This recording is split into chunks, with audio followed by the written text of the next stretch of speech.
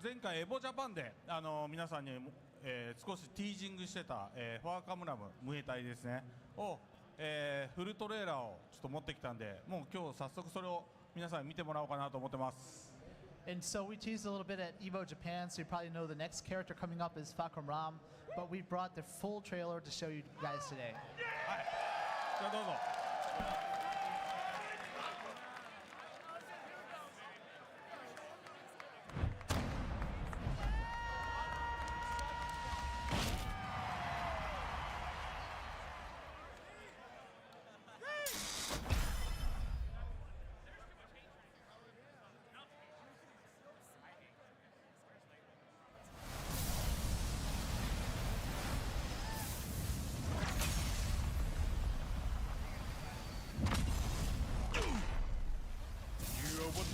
Get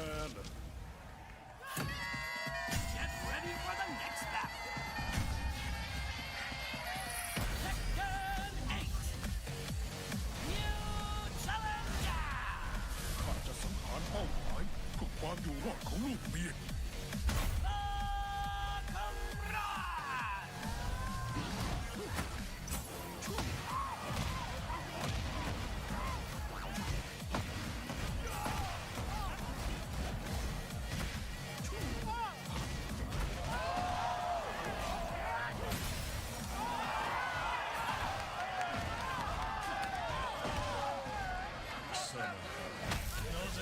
弱者どもに従っている。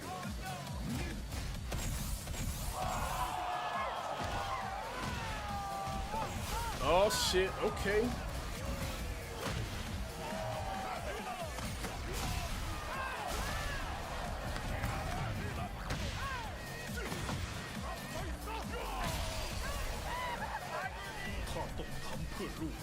Wife and daughter? He a family man? Special intro. Oh, my man kicked a steel beam.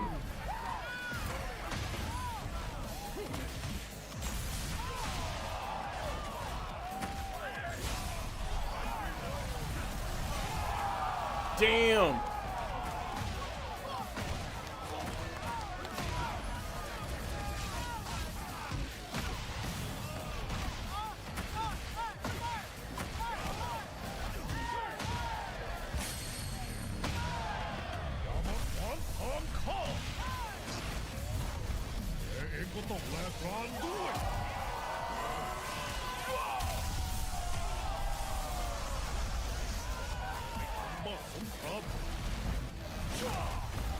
Dang!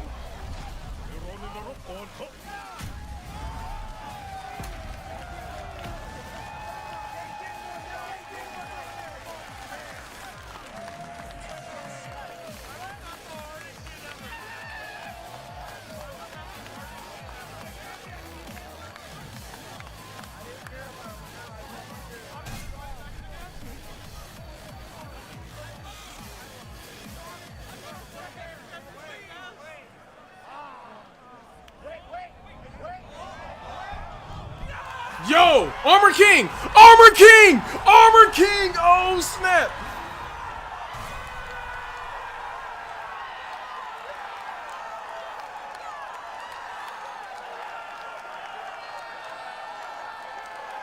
July 7th for fucking wrong. Now, what about Armor King?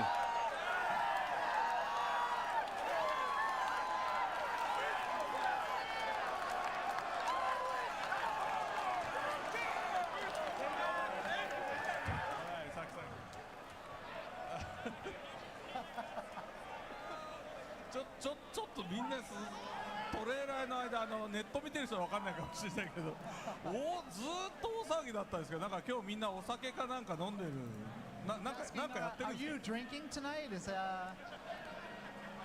anyways, thank you for the enthusiasm. ちょっとあんまり今までにない騒ぎなんで珍しいですね。どうしたんだろうなみんな。 Yeah, quite unusual, such a huge response, but yeah, thank you so much. はい、まあというわけではい、ちょっとスライドを一つ出してもらいます。So slide please. はい、というわけで皆さんここに書いてある通りですけど、ファーカムラムが、7月の7日がアーリーアクセスですね。はい、で、普通に、オフィシャルにされるのが10日ということで皆さん待っててください。So as you can see, Fakram Ram hits July 7th for everyone in the U.S. If you have the season pass for season 2, so please check that out. And for the normal release, it's going to be on July 10th. Again, that's U.S. time, so in Asia it's slightly earlier than that. はい、あとパックマン40周年記念のパックマンピクセルのステージ、皆さん見たと思うんですけど、それも、同時にリリースされますので楽しみにしていてください。Also, the Pac-Man stage will be dropping at that time as well, so check it out. It's a really cool pixel-based stage. It's quite excellent. で、秋には、もう秋には、アーマーキング参戦です。はい、and as you saw with the brief glimpse in the trailer, Armor King will be coming. Look for that this fall. はい。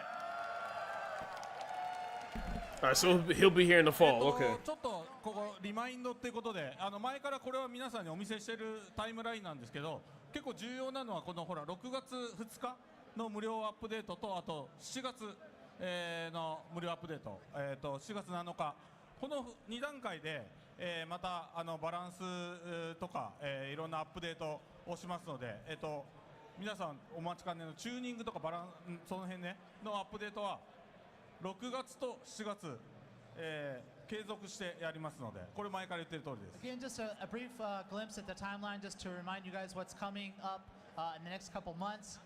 As we've mentioned previously, not only do we have update coming on June 2nd, but then also again in July. Both of these are going to include balance adjustments as well, so please look forward to that. We will be talking about the overall balance direction and also releasing the patch notes before the patch drops on each of these dates. ありがとうございます。ありがとうございます。はい。というわけで、ここからトップ8なんですけど、皆さんね、さっきファーカムラムのトレーラーとアーマーキングの時ぐらいもうそれ以上に盛り上がって、選手の方を応援してあげてください。よろしくお願いします。Yeah, so we hope you all enjoyed the trailer and the content info, but please show your appreciation and just as much hype and enthusiasm for the top 8 coming up soon. Thank you. Thank you, everyone.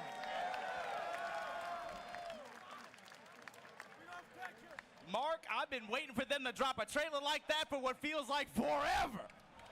Bro, my arm hurts. Steve was right next to me. I couldn't find my chair afterwards. I had to check my pulse, man. As soon as he stepped on and those flames shot up, man, I can't wait to see what they got. Oh, my God, that just makes me wonder what they got coming next, man. Well, we know the timeline. We know the updates that are going to be coming up. We have something in June 2nd. Then we have July update as well, including balance updates. I'm super excited to see how that's going to play out. Of course, Falcon Rom looks super sick. But Armor King, baby, he's coming back. With all due respect, though, the animations, he looks fantastic. I can't wait to see the discords he generates. But that Armor King entrance, that's a hell of a way to cap the start of this top 8. Spitting hot fire. Actually spitting. But look, before we get to this top 8, let's talk about a little bit about the Tekken World Tour and the way it's shaping up this year. We got these Master events. You got it kicked off a few weeks ago. You were there in Japan. The Master Plus event, 900 people deep.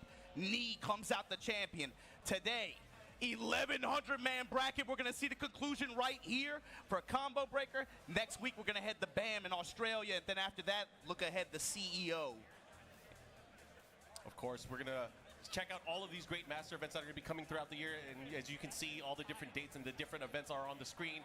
We also have our challenger events. There are so many of those that are going to be coming up. I hope you guys participate in those because not everyone can make it out to these. You can see all of the different dates. We recently had Brussels Challenge and we got Headstopper that's going to be coming up next. But every single region is going to have some representation here. And I hope you guys try to make it out to one of them. If you guys want more information, of course, you guys can check out TekkenWorldTour.com.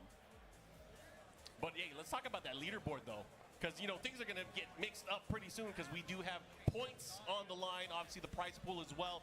But look at all this that we have right now. Currently, we have Knee at the top of the leaderboard, and he's also in this top 8. Mulgold as well. And again, a lot of these great players going to be getting even more points throughout this weekend. Any thoughts on this, Obama? Especially, yeah, you got to be looking at 6th place. Pina, he's going to add a nice point total. Nice check to that point total as well this event. Rangchu as well. A lot of our top 8 here has been present in these recent EWC qualifiers and also on the TWT and a lot of these top leaderboards. That's what makes this top 8 really special. Definitely special. I'm looking forward to this. Of course, if you guys want to make sure that you are part of this and able to qualify for the TWT finals, make sure you guys register today on the Tekken Esports portal. You can see the website URL on the screen right now. Register for those events and make sure you sign up and link your account. Of course, that is the way that you're able to represent for your different region. Of course, make a chance to qualify later this year. And so with that said, big thanks to everybody who's been following along all over the world since we kicked it off a few weeks ago. But baby, we got to talk about the here and now, Mark, man. It's Combo Breaker 2025, the 10th anniversary, and you gonna give us this 8-man bracket? This is going to be wild. We have so many great players from around the world. The first one that we're going to have up is on the winner semifinal side. We got Falcons, Atif going up against DNF, Molgold. And on winner's side of the bracket after that, put your 4s up. Knee gonna be going up against the number 1 ninja right now, Pina from Japan. And then loser side, Low-High versus Edge, a Korea face-off. And then you get, man, this could have been a championship match in any other tournament. Losers round 1 here in top 8, Arslan Ash versus Rang Chu to round it out. We're bringing up a very good point. Everybody that is still in the losers bracket, the people that send them there are still in the tournament as well. So we have some potential runbacks that can be happening as well. But again, we are going to zero in on that opening match, Atif versus Molgold. Thoughts on this? Yeah, we got to talk about both of these players. Atif and Molgold, to me, from a third-person perspective, right? If I take a step back, to me, they've kind of evolved into similar positions of their respective communities. Oh, yeah. Everybody's looking at Atif. This is the Wonder Kid, former world champion. I mean, his control and his tournament performance record is so strong, but he runs into specific roadblocks here and there that are able to prevent him from getting more victories. Constantly kind of, it feels like living in Arslan's shadow, right? Molgold, similarly. They were singing this guy's praises to the heavens out there in Asia, especially on the tail end of Tekken 7. He makes maybe one of the smoothest transitions in Tekken 8 you could possibly make, operating at the highest level. He's collected numerous wins, but still, it feels like sometimes there'll be someone present in the bracket that will consistently prevent him from getting the big dubs like that consistently. But that's the other C word here, consistency. You put either one of these guys in a bracket, you know what to expect. They're gonna bring the intensity, they're gonna make it towards the end. And right here, right now, winners semifinals here at Combo Breaker. Atif versus Molgold. All right, guys, we're about to set up first game here in our top 8. Let's see how it plays out right now, man. I gotta say, these guys are the consistent players. One of these two are poised to get into our winners finals. And Molgold might be from Tennessee. He got the Quincy on the right side, but you know I like a lady in red, Mark. Atif with the end. I've been bringing the chaos to this bracket all weekend. Yeah. Stepping low. Under the microscope, you know, Claudio been one of those characters that a lot of people have been looking at. He has so many good tools, especially by the wall. However, Atif has been using this new character, Anna, to great success. Anytime you see the loads as well, lots of big risk for Anna, but whatever happens, able to start the flow, and if he can control the offense, he can control the match. It's also about how he can get control, not find himself in walled positions against multiple Claudio pressure, and get find opportunities to work wall pressure, transition between Chaos Judgment, transition and find those opportunities to get the bazooka stance, but also work the full crouch mix, duck on the high 4-4-2 attempt. Welcome back, there. Mr. Get Right. Molgold King gonna Ace, reach the welcome. return here, gets the wall. Oh, and he missed the last hit there, not able Combo, to. but there, sidestep forward, finds the low touches, clean sidewalk, able to get a big return here. The new charge attack, break a guard open, and get the follow up here, looking to close it out. axe kick, counter hit on Atif's side. Oh, here we go. Now Atif about to get things started here, making great use of the advantage, and goes for the heat dance catch on the follow-up here. He has rage. He is doing some extra damage here. Jesus, rage, denial on the sky for the big whip. Bro, he got him at the last hit. He wasn't ready for it. Kick back roll. The slide. Long range lows with the homing properties. Here we go. 2 rounds for Atif. Going after the early lead here. Let's see if Molgold can make an answer. Again, finding these safe mids and trying to apply pressure this way, slowly push Molgold's back to the wall. But Molgold with the movement. Got to remember, improved mobility, and look at who it benefits here. These players who are very, very good at being able to analyze how their opponents like the pressure, find those gaps, find those openings for those micro side steps, and be able to get big openings.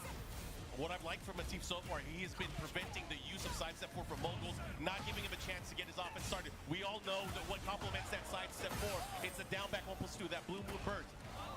Oh my god, the toe kick. And Mogul taking a round finally here. Not going to make it easy for Atif. Atif still taking big risk here, and how he's approaching here, goes for the lows. Counter hit, grab the side swap. Mogul now rotating around, trying to get Atif back on this wall, but again, runs into the counter hit, launching kick. Yep, guaranteed Oh, activation. nice. Here, gets the counter hit throw once again. Throw, the get up kick, able to beat out the sidestep attack. Kieran, And look at welcome. this, a sliver of life. What's he gonna do? He has the wall. Oh, they shoot. Delay charge. That's gonna hit, and that's gonna do a lot of damage, and it might be it. Bro, she got a chopper. She got a chopper and a bazooka. She might be from out here, man. You never know. Oh, and the follow-up mogul, not Damn. letting it go easy. Final round here, game number 1. Mogul slowing it down. Gets opened up by the wine. And just like this, Atif building momentum. Swinging that bazooka back and forth. Gotta watch out, gotta be careful here. Starburst active now. Okay, a nice Step step 4, forward counter hit. Here we go. More pressure. That 4-4 With the counter activate. Oh my god, What the hell? Mogul with the advantage here. One mix-up could do it. Goes spin, throw the hips on him. Power crush. Mogul with the call out. Against the wide opener, still got the power crush just in time to able to do it right before the activation frames of it. That was actually kind of crazy. Okay, Mogul with the lead here. Atif, it felt like too, he wasn't. A lot of his offense was just, a lot of his win came from just pressure at the wall. But he didn't really get too many opportunities to use a lot of what Ana can do in heat. Really just a lot of stance pressure working it. Mogul, on the other hand, he got some opportunities, ran a lot of 4-4-3. Obviously, that new attack that Claudio has been, it's been doing work for weeks now. It has been, but Strong of course, compliment to his offense. it probably makes a lot of these players kind of study that specific situation. You know, once you're near the wall, it's a little bit harder to sidestep, but he's been doing it quite in the open. Anyway, we're going into an Atif shooting. She's shooting. Oh, and he caught him. Oh, call the police, Mark. I mean, Atif needs this. He needs to get back into the swing of things here. This is a short set, too. Let's see what they got. That pressure and trying to work the engagers here. Bro. Sky Slash Nova. Big At the high here. Like the combo there, the adjustment goes for the running punch. Oh, but the side step. He got greedy. Uh-oh. Okay, the follow-up here, the cancel. Tornado just got the wall.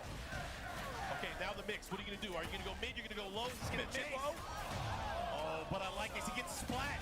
This is a big opportunity here. He's going to go into another 4-4-3 situation. Oh, he sidestepped in advance. Atif with the read. He knew it was coming. Wide open again. Blue Moon Burst, baby. Hey. He's going to cancel. Yes, he is. Follow up here. He's going to get the other wall. The side walls are kind of messing up here. Mogul looking to get on. The wall. The mid. The follow-up. They're looking to cancel. The wall. Atif. Keeping him really off balance, man. These stance transitions and weaves. The options just working out there. He's playing so fast, Mark. They are playing so fast. Each scramble going towards the very end here. Now Atif continuing with that offense. This time getting the heat activation. Mogul's in trouble. He has to get away from the wall. The low strikes with the 8 active now. The bazooka shots. Nice. One way to do it. One way to do it. Big wall setting 2. Has the wall positioning here. He's going to run the mix-up. Sidestep. No. Charge it up. I respect it. He got it. And just like that, Atif 3 rounds straight. Good adjustment on Atif's side, being able to deal with the 4-4-3-2. Then the charge timing that Mogul is representing, he's been altering it a little bit, but Atif has had the correct read. Mogul undeterred, though. He's still going to it. So look for him to maybe do some not delay charges this time, being able to try to catch the step or interrupt. All right, let's see what he does here as we go into game number 3. Who is going to move on to our winners final? It's going to be one of these two players. The classic matchup, Pakistan and Korea. These guys are going at a big sidestep for counter hit. Start things off. Mogul has the position. This is important. And this is that Claudio pressure we're talking about. It ain't just about the sidestep four, it ain't just about the back one, but then you've got to deal with the other mid tools that this character has. Yeah, in addition to the new attack. By the wall, that down 4-3, able to hit confirm if he wants to. He has to be very, very careful how he's going to approach this because Mogul very good with with his sidestep spacing, especially by the wall. And also look at his approach and neutral. Clean walk around that time. He interrupted the crouch jab. The mix right now. He's beating him at every single opportunity in the past. Ante finally getting the booty, gets right out of there. Heat dash cancel, wants to take the advantage. Momentum back on his side right now. Tornado gonna get, man, went coast to coast like Space Ghost. But you better guess right here. You don't want to be put in that nasty situation where you have to guess for your life against Anna. Step, no, interrupt. Side step 4. Okay, good patience here. Out of heat though, but he still has Starburst. Let's see what he does with it. The delay, the counter throw, break it. Power crush. Oh, and just the run-up blow, you gotta respect it. Here we go. Old Gold on set point. No, winner's semifinals here. Up 2 rounds on Atif. Can he do it? Octave has been cruising so far in the tournament here. Good check. Great counter jab there from Octave. Has to be careful. Back to the wall. Cancel. Goes for the mid option. Clean walk around. Went for the side step 4. She's gone, baby, gone. Yeah, you can't whip it there. Should be able to close it out with one more mix up with the big low and the momentum. He's going to heal a little bit of life here, but not just that. He has access to resource and range. He's got to be able to keep Atif here, though. Side step 4. Oh, Make the charge. no way he's going to make this comeback. Spin. Enrage. Side step 4. Did he press? He did. Mogul. He just punched his ticket into Oh, winners wait a minute. finals.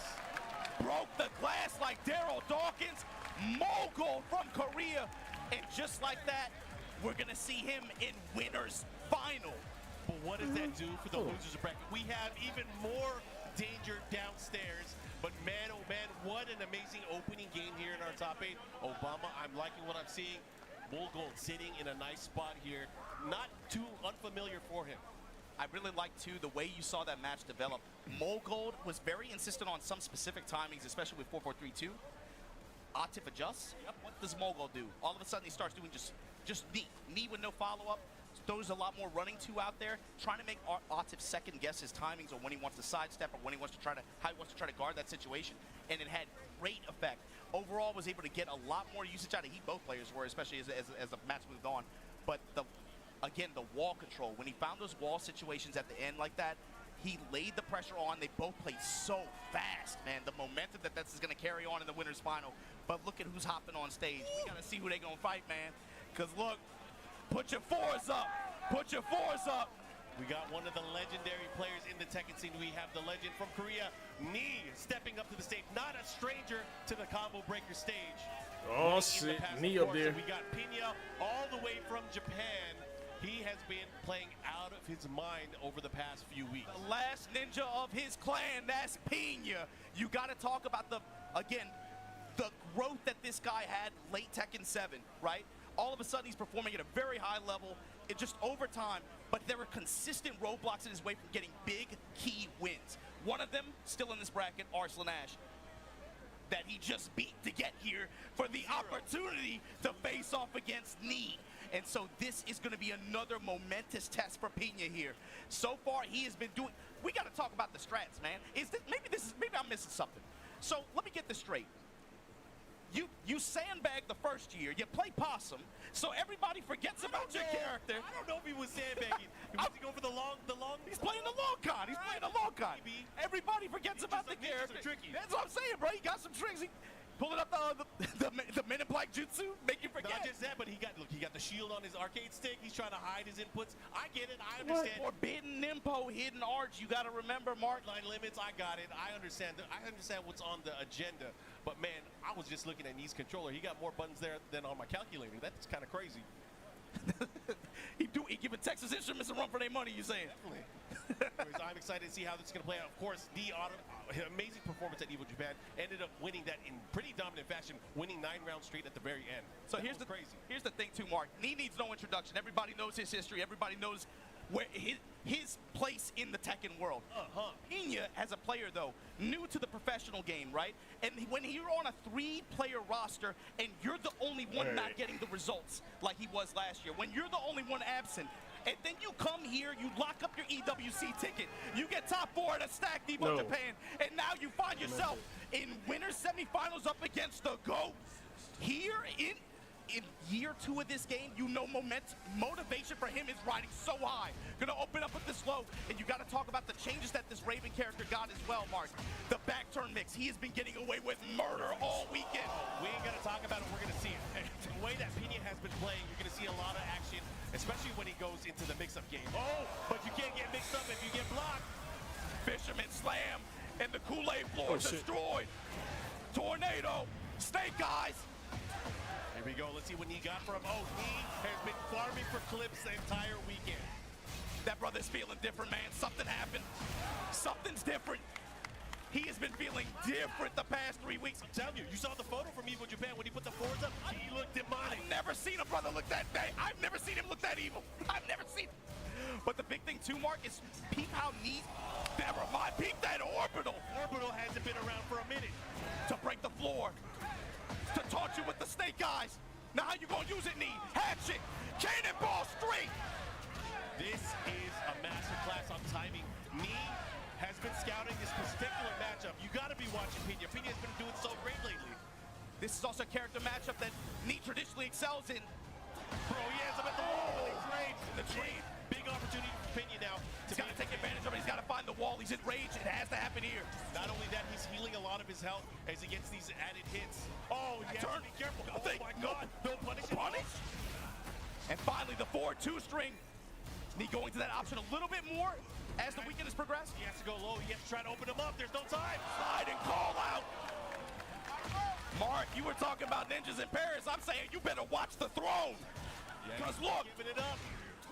Not that easy. That's something that he was getting away with all weekend. That while standing 3+4 homing, engager out of crouch like that Pena has, -12 now. You got to be able to tag it, but sometimes the pushback can make it difficult. Yeah, and you play into it at certain ranges. Raven's such a heavy mix-up character, especially from the back turn state. He has so many options, but what if your defense that you're going against is too strong? How do you break him open? Specifically, if your mobility is really good too, you can walk a lot of options. Here comes Pena. Pena has a good chance though, but you got to deal with range and you got to deal with heat. And Brian is a monster when it comes to both of those. But Pena getting that 4-4-2 able advance, finally getting around on the scoreboard. Yeah, these pokes are really important for Raven's game. Unsafe, of course, but able to control mid-range like that and make you think twice about your approach. Oh my God, gut punches. Fisher with the down 4-2. Tried to catch him there. Went for the big low. Again, Nee content here. Gets the follow-up, gets the straight here. Okay, he pops. Oh, big counter hit. Good interrupt. He's gonna do it again. He's going low again. In the quicksand. And we're looking for some of that Pena step, try to force that offense. No, he backs off. Nee's heat usage too. He likes to just go to the heat smash, take the advantage a lot. He misses the follow-up there, not able to get it here. Slight life lead and a whip punish from Nee. Oh, a crusher gonna punish. And seal the first game here of this set. I like how the approach was from Pena, though. He was definitely giving him the fight. He was not sealed away from doing his mix-ups and playing his game style. However, timing is what got him messed up quite a bit of the time. Timing and the whip punishes from Nee. And look at him. I mean, you can tell on Pena's face. He's thinking about it. He's like, man, this is a lot tougher than I thought it would be. He's an emotional player. You got to understand, this is a guy, he cannot be an actor. He wears his feelings on his face. And look at he knew what he was coming. He knew what he was signing up for when he hopped on the stage. But the big thing for him is to control his nerves and play to hit.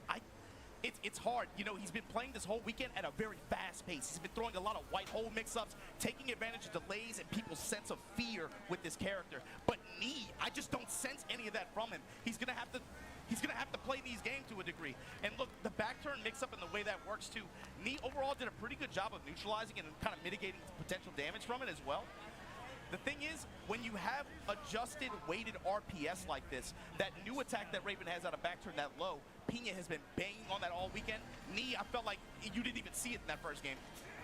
Yeah, and you know, in a lot of the situations too where Pena tries to employ his kind of mix-up game, sometimes it depends on the character or your opponent trying to reach out and try to interact. But Nee is not interacting in a way that he wants. Exactly, he's not engaging. He's like, you want to run this game? I'm not going to engage.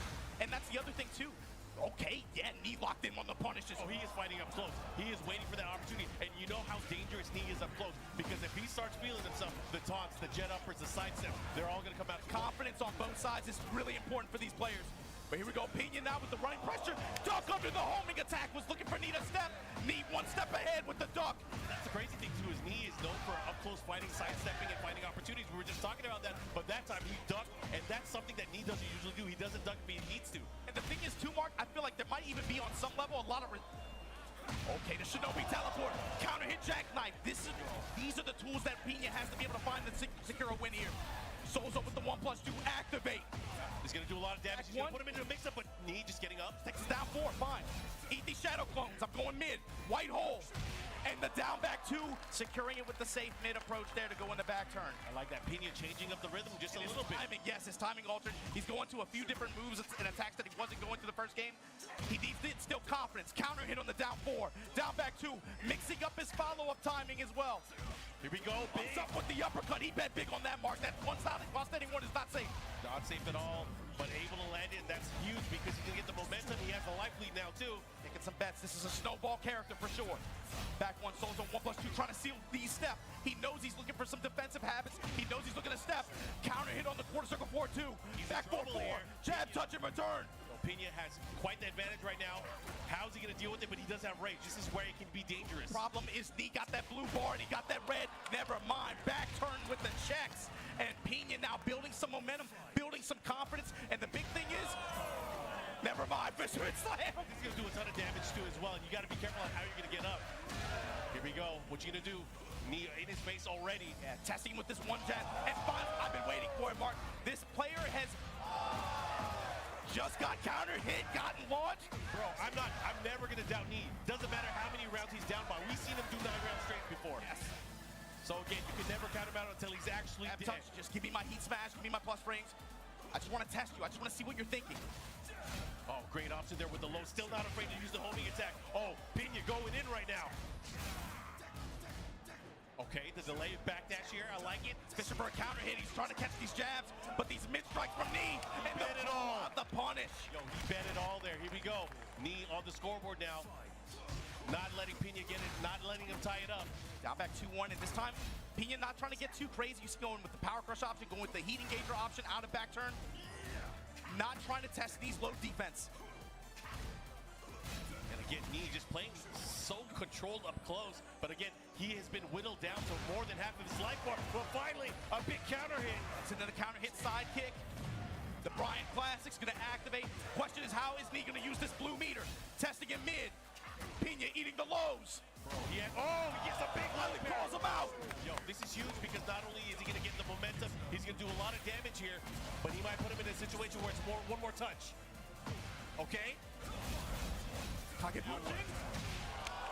And Pina able to bring this thing to 1-1. What did we just say before the first game? This player specifically, look at his posture, look at his attitude, look at the emotion on his face. He plays with his heart. If you give him the confidence, we've seen this player take this character and develop movement tech with this character over the years.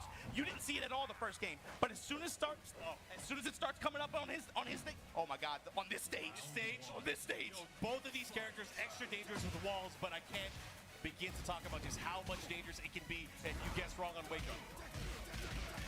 Especially against Knee with the way he's been training, the way he's been doing people this weekend, and the jab touches so far from Pina. Everything coming up his name right now. Here we go, 4-4-2, able to engage, gets the follow, quicksand. That's on the sweep. And I like how Knee is getting up, rolling to the side, not putting himself into another situation. But here comes Pina, 1+2. That's on the 1+2, gonna be able to get this dash follow-up. Looking for the wall, he gets it. And the finish, Pina with the lead in the set. This is looking good for him, but again, sometimes Knee changes up the tempo. He can play at such a fast pace, and he doesn't usually do it. But when he does, it's something to watch out for. Pina now starting to go a little bit deeper into the move list again. See that jab, sidestep, hellhound. Running in some of these mid-range threats that Knee's representing. 4-4-2. Uh-oh. Right back at you. Evasion. No chase down done. The patience there. Big block there on the new low. The follow-up. Big punish here. And Knee should be able to punch his ticket here and tie things up. Oh, wait a minute. You called it. And Knee really doing a good job of sniffing out even through these delays and timings that Pina's representing, especially in back turn. He's not buckling. He's getting the right calls on some of these, and he's making it pay off big time. Counter hit, 2 throw. Follow up here into the 4-4-2 once again. Okay, tries to get an opportunity here. Look at Gets this. his plus frame from Hellhound there. Down back two. Knee with the one jab. He went for the orbital. He gets launched. That back turn strike, very fast out of back turn like that. Able to get the splat, able to get all this, and put you back on the other bomb wall. We keeps him for a mix-up, and the chase down here. Roll out from knee side, jab string. Here comes Pina looking. He smells blood. That's on Soul Zone 2. Down back 2. Power clutch. Oh, counter it. He tried to take the turn back, but unfortunately he was at a negative position. And here comes D. This is going to hurt. You better guess right. Oh, my gosh, you better guess right. Blow him up. 3 seconds. The time. Look at it. Look at time. That was unfortunate for him, but look at this. We are going to a potential set point here for D. 1+2 right now. Knee. Oh, he's Etching in his grill. Pena has to answer in some way, but he gets a big power. Big hit, activation. Let's see what he does. Mark, we're used to seeing Pena apply the pressure, but that's knee right now. And he's doing it with just movement. Dashing in his grill. Oh, again with the counter hit. The timing on knee. He has to be careful, Pena. You better guess right at the wall. I know you know what my name is. Activate. He goes for the This is dividend. war. Oh, the low, the follow-up, and knee. Securing a spot into our winner's final. What a set between these two players, man. It could have gone either way. Woo! It's winner side, man. Both. Oh, man. Just said no ninjas in winners finals. Like we said earlier, bro, you were talking about ninjas and fairies. Watch the throne, though, because that's knee and heat. We got Mogul versus knee winners finals now, but here's the thing. Pena dropping down, gonna play the winner of low. The crowd knows what's up. They're putting their fours up, man. Go ahead. What we got next? But you gotta remember, lower. Sorry, man, I lost track of thought, man. Watching that You fight. almost say lower bracket. Lower bracket. I'm on some other stuff, man. Low high versus Edge. The winner gonna play Pena. Arslan Ash, Rangchu. Atif gonna play the winner of that set. But coming up next, we gotta see who's gonna move on between Low High and Edge to face off against. Yeah, Edge earlier when he was playing in the top 24, when he realized that he got into our top 8, he was so emotional because he knew he made a qualification spot for EWC as well, and obviously he wants to do it as well as he can. All of these players do. They have so much on the line because, again, you were talking about it earlier. These players are not just expected to do well, they're expected to win. They're expected to win. You thinking like, oh, you got top 16, congratulations. No, dude, it's cute. When you are playing this game as a professional, you are not on there to get top 8. You are not on there to get top 16. No one cares if you made top 32. You're on there to win. And there's only one of those. And it's so bizarre too, man. Like when you say you saw Low High getting emotional, Edge getting emotional, these are players who, they're no stranger to winning. Yeah. They're no stranger to winning, but when you're competing for stakes like this and you have that sense of pressure for them to be able to perform and get the dub that they seek, that, I mean, they let it explode on their, just right there on stage, man. All right, here we go. Losers bracket action, Combo Breaker 2025. Master event action on the Tekken World Tour. Again, thanks to everybody that has been tuning in, and especially that's here joining us for this momentous occasion. We are seeing Tekken action. Again, lots of love to everybody in the crowd. We feel your energy. We Oh, it's the appreciate you. 10th anniversary of this event, and y'all got Low High versus Edge on stage? Chicago, are y'all watching this? Look at that crowd. I gotta love it. Again, lots of love to everybody. We're gonna get into this. We're at the Phoenix Gate. And we're about to find out the fate of one of these players because one of these players will be eliminated from the tournament. Yo, they shooting. This might be that Final Fantasy for somebody in this bracket, Mark. Yeah, but who's it gonna be? Edge representing that Taekwondo, going up against Low High, who is just a menacing technical monster. Just like that, willing to take the hit and activate Snake Eyes. And the usage of heat is, I feel like, is so different between Brian players. You see, like, some of them favor certain options once you have access to that resource. Oh, the call out, the big low early on, but Low High was ready for it. Not just that he's gonna cash in, he's gonna do a lot of damage. Will he be able to get the kill? He has the wall right here. Oh, and it was enough. Bloody war. That boy hits hard. Here we go. Like we say at Viking funerals, man, he'll set you on fire and then put you on a boat. Oh, he's making use of that big sweep. Yeah, that new attack that Warong got, that Dark Halberd, far-reaching, low homing attack like that. Edge has been using it to great effect all weekend.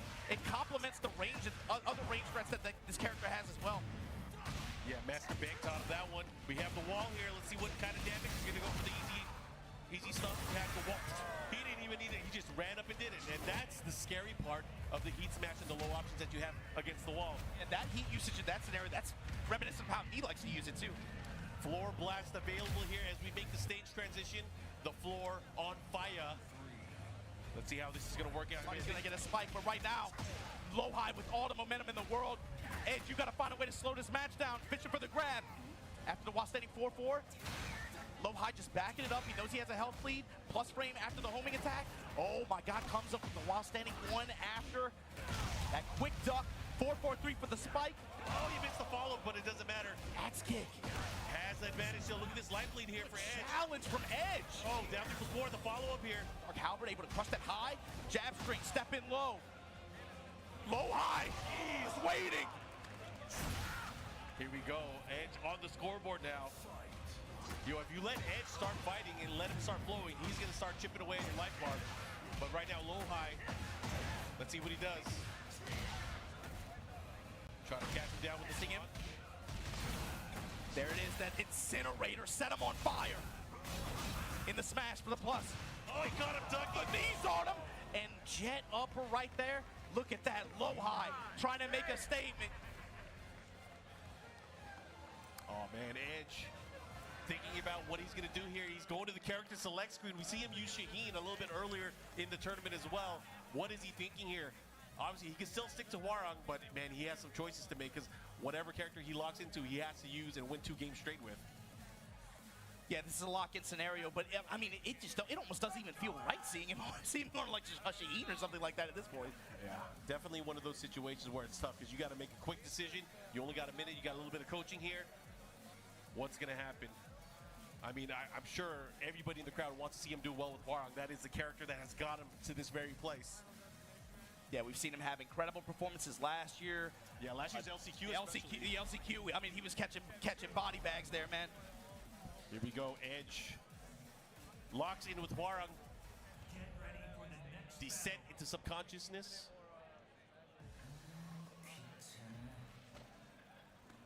Floor break scenario. Gonna give Edge some opportunities as well, but it's about who can find these hits and be able to get these spikes. Wall control gonna play a big role in this one as well, as you saw in the Final Fantasy stage. Low high had great calls in neutral, but again, defensive callouts that led to wall scenarios and wall pressure and wall damage.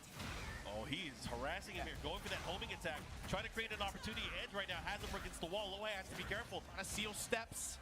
He has to be careful with those lows, though. One blocked low could be lights out. Activation here from low high. Immediately goes to Bloody War. Yeah, I like that option too. It is a very quick attack as well. Able to confirm, get the follow-up here, but here comes Edge. And Edge, The chop and the 4-4-3. throws the Kool-Aid on the floor, and just like that, Edge back in it, got a pulse. Yeah, one more knockdown should be able to break the floor here. Cannonball straight, willing to just guard it there. Good awareness on the throw break. The patience. And I like low high going for that because, you know, Edge sometimes likes to go for the power crush. Sometimes he'll get thrown in the pre-animation, but we've seen that happen quite a few times. The natural RPS that evolves from there. But finally, you called it, Mark. You go to that Dark Halberd well, you keep going to it. Low high is going to make you pay eventually. Yep. Good punish here. The follow right underneath the cannonball straight. That's the textbook application that you want from that attack. Oh, the spike. Denial. Air to air. Orbital beats out the running attack. The follow-up here. Let's see if he's able to capitalize a little bit more. Right now, it's going to be very dangerous here. Okay, tries to chase him down. Oh, almost had a whip plenty. Oh my God, they traded.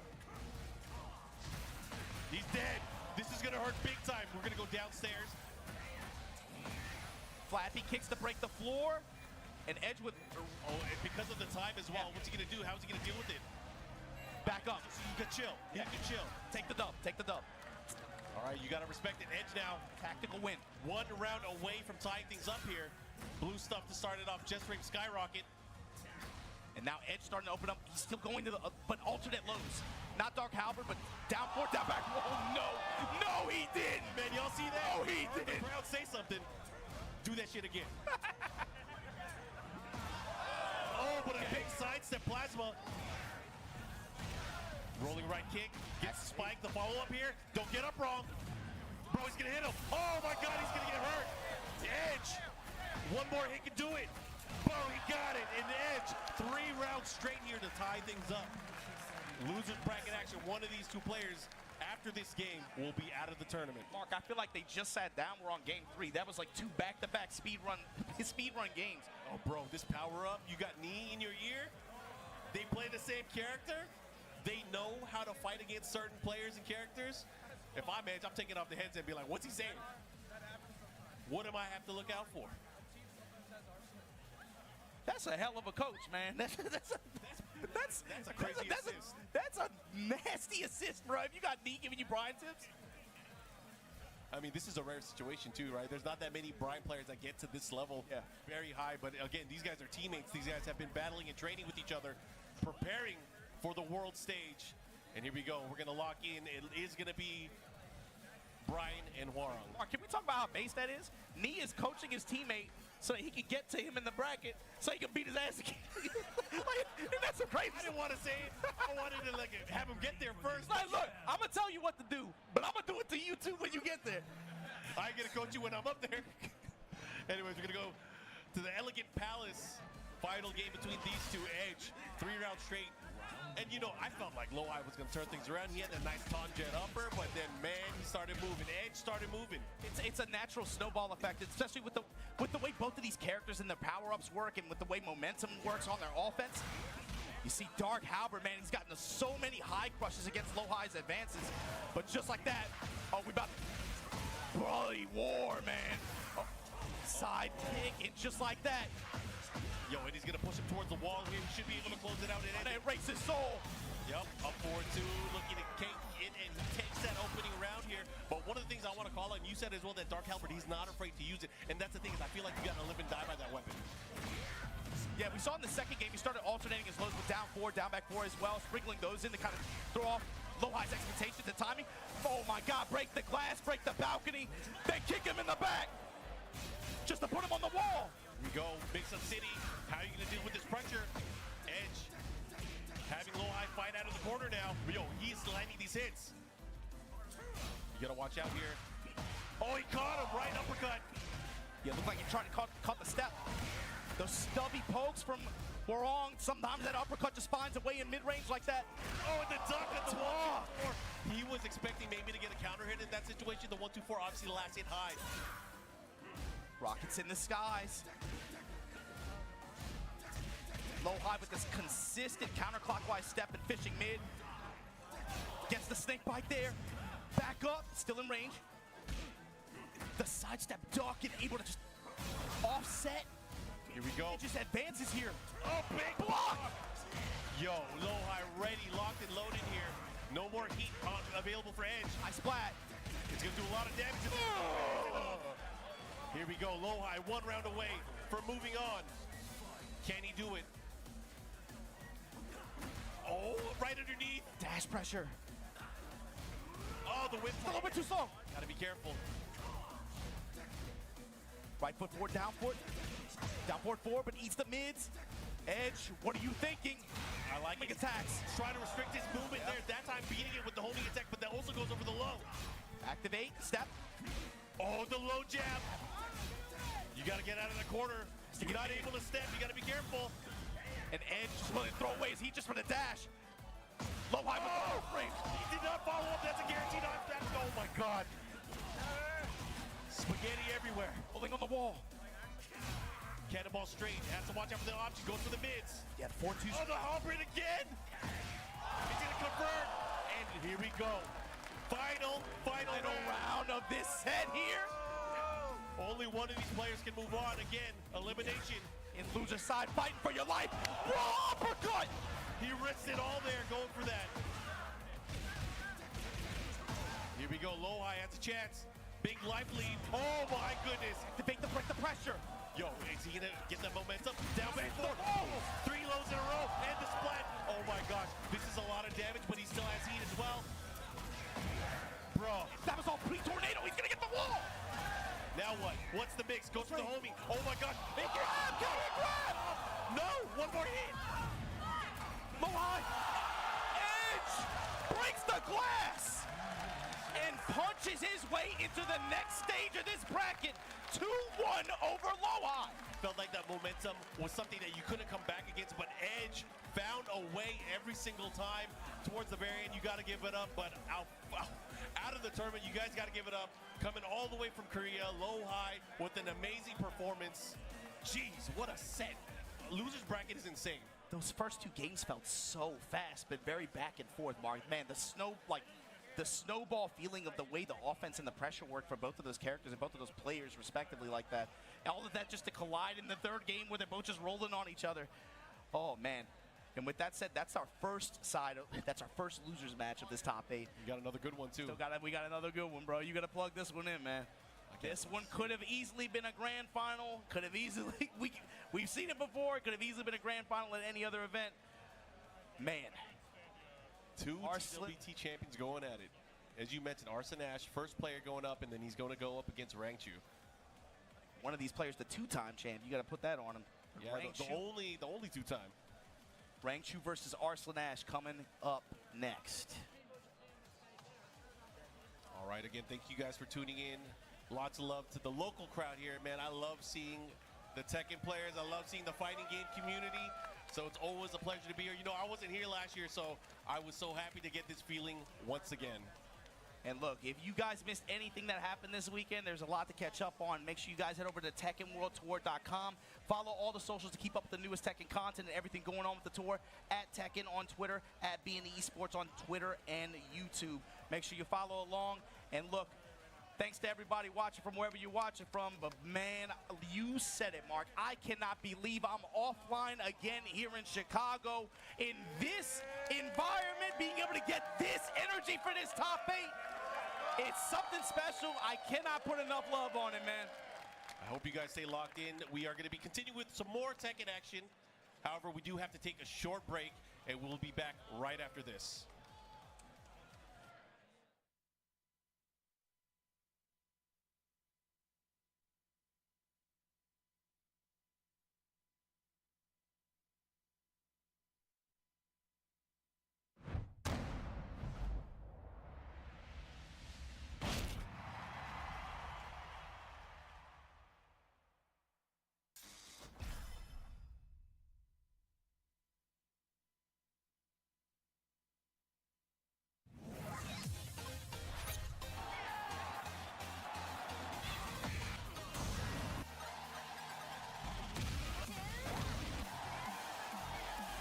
I'm going to make you pay.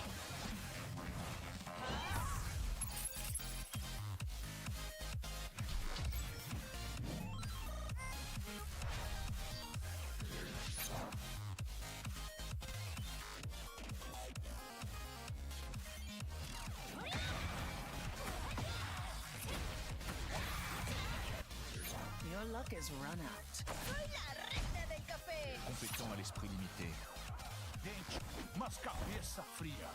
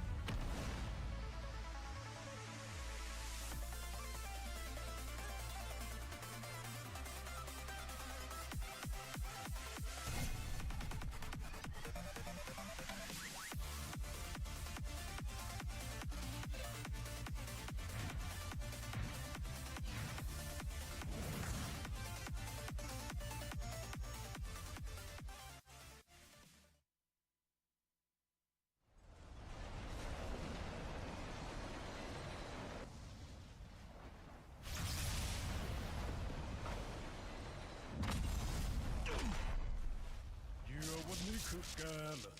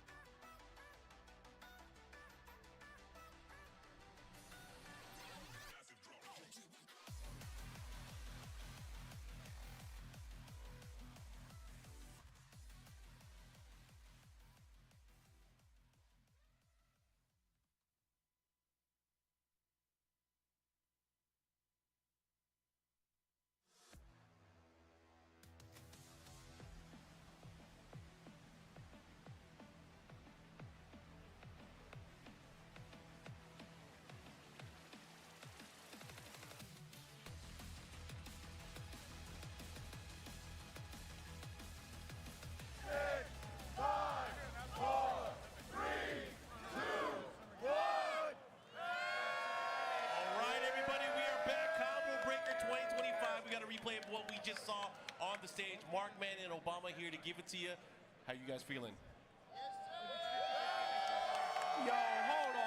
on, man. Y'all saw Edge with wearing that emotion on his face after that win against Low Eye? That's all y'all got? Is there anybody out there? I hear him. I hear him. Thank you, because I know y'all see who's on this stage, baby. Arslan Ash, the Emperor of Tekken, going up against the Papa Bear himself, Mr. Two-time TWT champion, Rang Chu. This is going to be a banger. Losers bracket action. Race to 2. Somehow losers bracket, bro. What is going on here? Losers bracket is crazy. Yo, speaking of which, we got to talk about how they got here, man. Rangchu wins over JJ Breeze, wins over John Ding, over King Ray Jr., over AK, lost against Edge to drop him here. Jockeying for position. This is how it's going to go. Yeah, don't fall off the stage. Do not fall off the Hey, you guys better chill. Someone. No, don't do that. None of that. All right, thank you guys. You know, these guys are awfully competitive. Yeah. Let's just focus on what we got in front of us.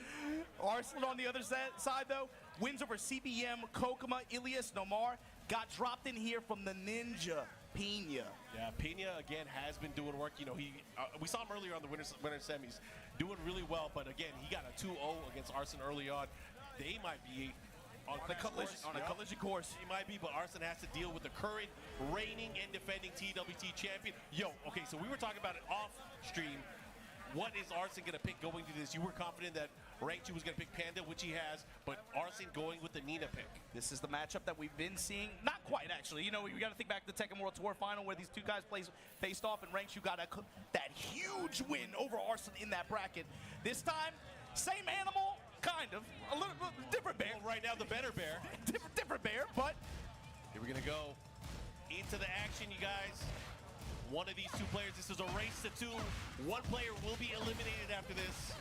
Here comes Arslan, gets the big spike to follow up into the combo. Now, huge damage with the wall, and this is going to be the problem. When Rangchu's back to the wall is like this, given the bears and their size, how difficult it is to sidestep some of this pressure, and Arslan Ash is going to lay it on him. In heat right now. Rangchu already seeing different tools here used by Arslan Ash in this particular matchup. The sidestep 2 coming into play by the wall. Guaranteed follow-up here. He's going to push him towards the wall as well. Bro, he went for the smash. He's going to get punished. Not only about the guaranteed follow-up, but also the positioning reversal that throw attack offers. That's something that unique that Panda has in heat as well. It's huge because you got to think about it. Being pressured by the wall, they don't usually have a good sidestep, but being able to kind of turn the phase is important. Shut up slap into the good shots. Arslan right now with the huge life lead, looking to close things out here. He should be able to take this round. There it is. Playing fast, and he's making aggressive calls too. This is a problem for Rangchu. Rangchu's not having an opportunity to play. Goes for the side. Going for the sidestep attack. Intercepted. Arslan Ash. Yeah, not giving him an inch. He's getting stuffed. There's not a lot of once. Unfortunately for Panda, it's such a huge target. They're getting hit by that 4-1. Big damage incoming here from Arslan Ash. Bro. The micro ducks. Arslan is on fire right now. And the low to close it out. You saw Rangchu too in that situation, was trying to bang on 2-1 that high mid string like that, looking for any opportunity or any way. If Arslan's gonna give me even a brief moment, I have to be able to try to establish some kind of pressure and break this. And Arslan was ready with an answer 2 steps ahead. I mean, what do you do in this situation? You just got skunked 3-0. You did not get to play at all. You had one opportunity to do a move, and that was it. Now, rematch with, he locked in. Okay, he's gonna stick to the Panda. I just feel like gameplay-wise, it went according to plan for Arslan. According to the plan, and then it's also, you gotta think like, it was fast too. I don't even know, like, in some of these situations, it was just Arslan, Rangchu holding back, but the pressure just, does he leverage more heat mechanics? Does he try to take more bets with power crushes? How do you stop this pressure? Last time you guys played in a TWT situation, it was in the Season 1 version of the game at the TWT Finals, and Arslan Ash ended up losing to Rangchu. On his way, of course, Rangchu ended up winning the entire thing. It's already better than the first game because Rangchu got the play, basically. That sidestep new attack that Panda has, going plus frames into Honey Bear stands like that, trying to just wavering around, looking how Arslan wants to react to it, but still finds himself in this position, eating a lot of chip damage, immediate smash. Gonna even up the health here. Oh, and the sidestep 2 again. This is one of the tools that we're finding that Arslan has been more successful with, especially dealing with the big target that's the Panda. And not changing his timing to respecting Rangchu's ability to go. He didn't break it. Circus Bear throw. Artemis Bailey's. Once the mix gets low, the follow-up here, gotta be careful. Oh my gosh, down forward 4, able to check him. And Rangchu finally on the scoreboard here. Protecting that mid-range with those little legs. Here we go, back one. Arslan ready with punishment and ready with pressure. Oh, he got the counter hit jab there, didn't believe in it. Into the unbreakable throw. I just want to take a bite out of you, girl. Take a bite out of crime. Let's see what happens. Stalking with the hunting bear stance. Into the running attack. The follow-up here gets the clip. He's got her scent. He's got her scent. He's in heat. He's gonna follow up here. On Bear Summer. Took that thing up. Smash follow-up, one right. more. Mix up, goes for the Hornet smash. Oh, this is gonna hurt. He has range and he has heat. Wall in parallel to it. And this is the positioning mark. Gotta be careful, sidestep attack. Heat smash, one more attack. Gunshots, the frames. Went for the mid option. Cross jab. Oh, he went for it. Look up middle. He rinsed it all there. Gotta respect it. Rangchu is a gambling man, bruh. Win or lose. He's gonna put fate into his hands. Big counter hit. Arslan not getting the combo afterwards. You gotta watch out though. Situations like this, again, he can clip the big body. He has things like the sidestep 2, the sidestep down forward 1. Arslan right now in great position. Spit on it. Spit on that thing. Activate. Here we go. Sidestep Step. two. Comes up with the Oh, this is huge. Honeybee Spike gonna lead to good return here. He still has a lot of heat to work with as well. Follow up. Oh, into the mix. Oh, he got him with the homing attack. The mid. This is huge. Rangchu, are you gonna take it? Are you gonna get another bubble? That slow hunting bear stance homing attack, that's a new attack that these bears got, and Rangchu is using it to Cut a punish. Amazing. Ready to go at the moment's notice. Divine Cannon. so divine, Mark, and spike him. Oh, he missed it. That's unfortunate. I think that was a misinput. Oh, back swing, be able to evade like that, the angry hook. Evasive maneuvers. Good shot. shot. Here we go. Danger species, Arslan is an evil man. Here we go. Could be the final round here for this set. Arslan 1 round away from winning and eliminating Rangchu. However, you can't count out Rangchu. The heart of a champion here. Oh, he broke him again. Once he gets her set. There's no way. How are you gonna approach here? Oh, they traded blows on the ivory. Activate should be able to truck through. Now what's the offense look like? Counter activate. Didn't fall for the last hit that time. Here comes Rangchu. Plus frames. Oh! What are you ducking for? What are you ducking for? The option rotation, Mark. He saved the uppercut swing out of hunting bear stance for the entire time. It was just about the grab. It was just about the new Hornet Smasher, homing attack. He finally pulls out the uppercut to catch that delay there, and he cashed out big time. 1-1 Rangchu. Here we go. I would imagine Arslan sticking with the Nina. We are, oh my god, this stage 2? Oh, this is about to be a blow up. It's about to be a blow up. These are endangered species, are they not? Yeah, What but is this thing doing here? you're talking about Nina? We gotta talk about Assassin? Oh, we gotta talk about the bear. We gotta talk about the kind of, like, bro, the zoos that what are they doing here, man? The quality. I mean, China already pissed at us. We go into the action. What are you gonna do? To deal with the power crush. Let's see what you got. Oh, shut up! Not on my watch. Back at ya. Oh, he could have ducked the second hit and whipped on the first one. The follow-up, this is gonna hurt. Hey. The crowd knows what's up. Tornado. On their way. All the way, coast to coast. Oh, he almost had a chance there. Counter hit. Be careful. Arslan pressure. Down back to stiletto heels. He has to be careful, though. He has to be really close to getting that range to make sure he gets low. Otherwise, it might whip. Oh, he went for a wipe. Interrupt. The time. There's no time. Oh, my God. And it might be enough. He can keep him in the air for just long enough. And Arslan letting him know you gonna have to pay double the tariffs. Damn. Here we go. You pay double. You pay double. Let's see what he got here. Back to, how can you slap? How can she slap? Right back at you. Oh, slap it back. Angry hook. Counter activate. Ivory cutter. The Ivory cutter into the crouch dash. Gets the wall standing attack. The follow. Drops the combo. Arslan, what are you doing? Oh, that big bear. Back to the wall. Instant smash. Beach ball. Party time. The follow-up here. No, that was a great option, but the wipe the floor was not the option afterwards. Oh, the second, the third hit. Be careful. Oh my God. Arslan, lock him up. He got that Karen energy right now. I can't believe that came back. It came back. Low swipes out of Honey Bear stance. Trade in Rangchu's favor. Rangchu fighting for his life right now. Arslan 1 round away from eliminating our current champion from TWT. Look at Arslan just bullying him with just jab strings and sidestep one, just slowly pushing him. He got too comfortable. He kept dashing in with that down forward one. Obviously, that's going to take time. The bear clap cannon. Now what? Guess for your life. Oh, like that activate option. the homing attack. Oh, the counter hit throw. He's going to break. He gets the break. Oh my God. Oh my goodness. Watch Arslan step. Rangchu willing to take the gunshots here. Crouch on the. Oh my God, again. He's spitting on it. Oh, the big block. And he's going to Gunshots. And Arslan Ash able to move on. Unfortunately for Rangchu, that's the end of his tournament. Damn. Yeah, end of his run here, but of course with this top 8 finish, he already secured his EWC ticket for this year. No doubt pleased with that, but Arslan Ash going to be the one moving on, and Mark, if that's the case. You know what's going to happen next? Yeah. This loser's bracket's going to get even more dicey, but before it gets dicier, guys, got to give it up for Rangchu, coming all the way from Japan and from representing from Korea, the bear extraordinaire. We all give it up. You know where we are. You know what this country is. You know we love the Bears out here. Always a pleasure to have Rangchu. Let's look at the bracket to see where we're at now and where things are going. Oh my God, that loser's bracket. Yep. You were thinking it just like I was.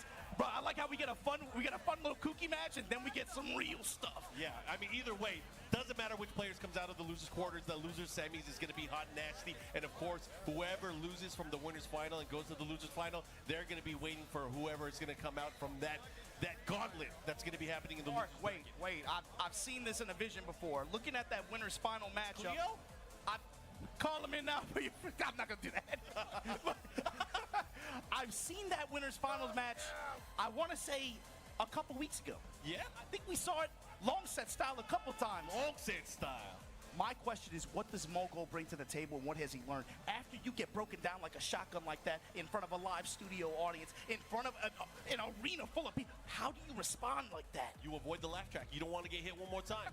It's one of those things. You have to study. You have to bounce back from these losses. That is the measure of a champion. However, we're talking not about any normal champion. This is Knee, and we saw how he was playing throughout the entire weekend. He has put a stop to everybody that has come in his path, and I don't think that will be any different in the winners finals. He used to have pro tag energy, but now he feels like bad guy stuff right now, to be honest I'm with you. telling you, as soon as he grabbed that trophy at Evo Japan after one, when he had the 4s up, Something happened. Something Something happened, bro. Something snapped. That picture looked. I did not. That haunts me. That picture looked evil, bro. Nightmare fuel. But check it out. This set right here.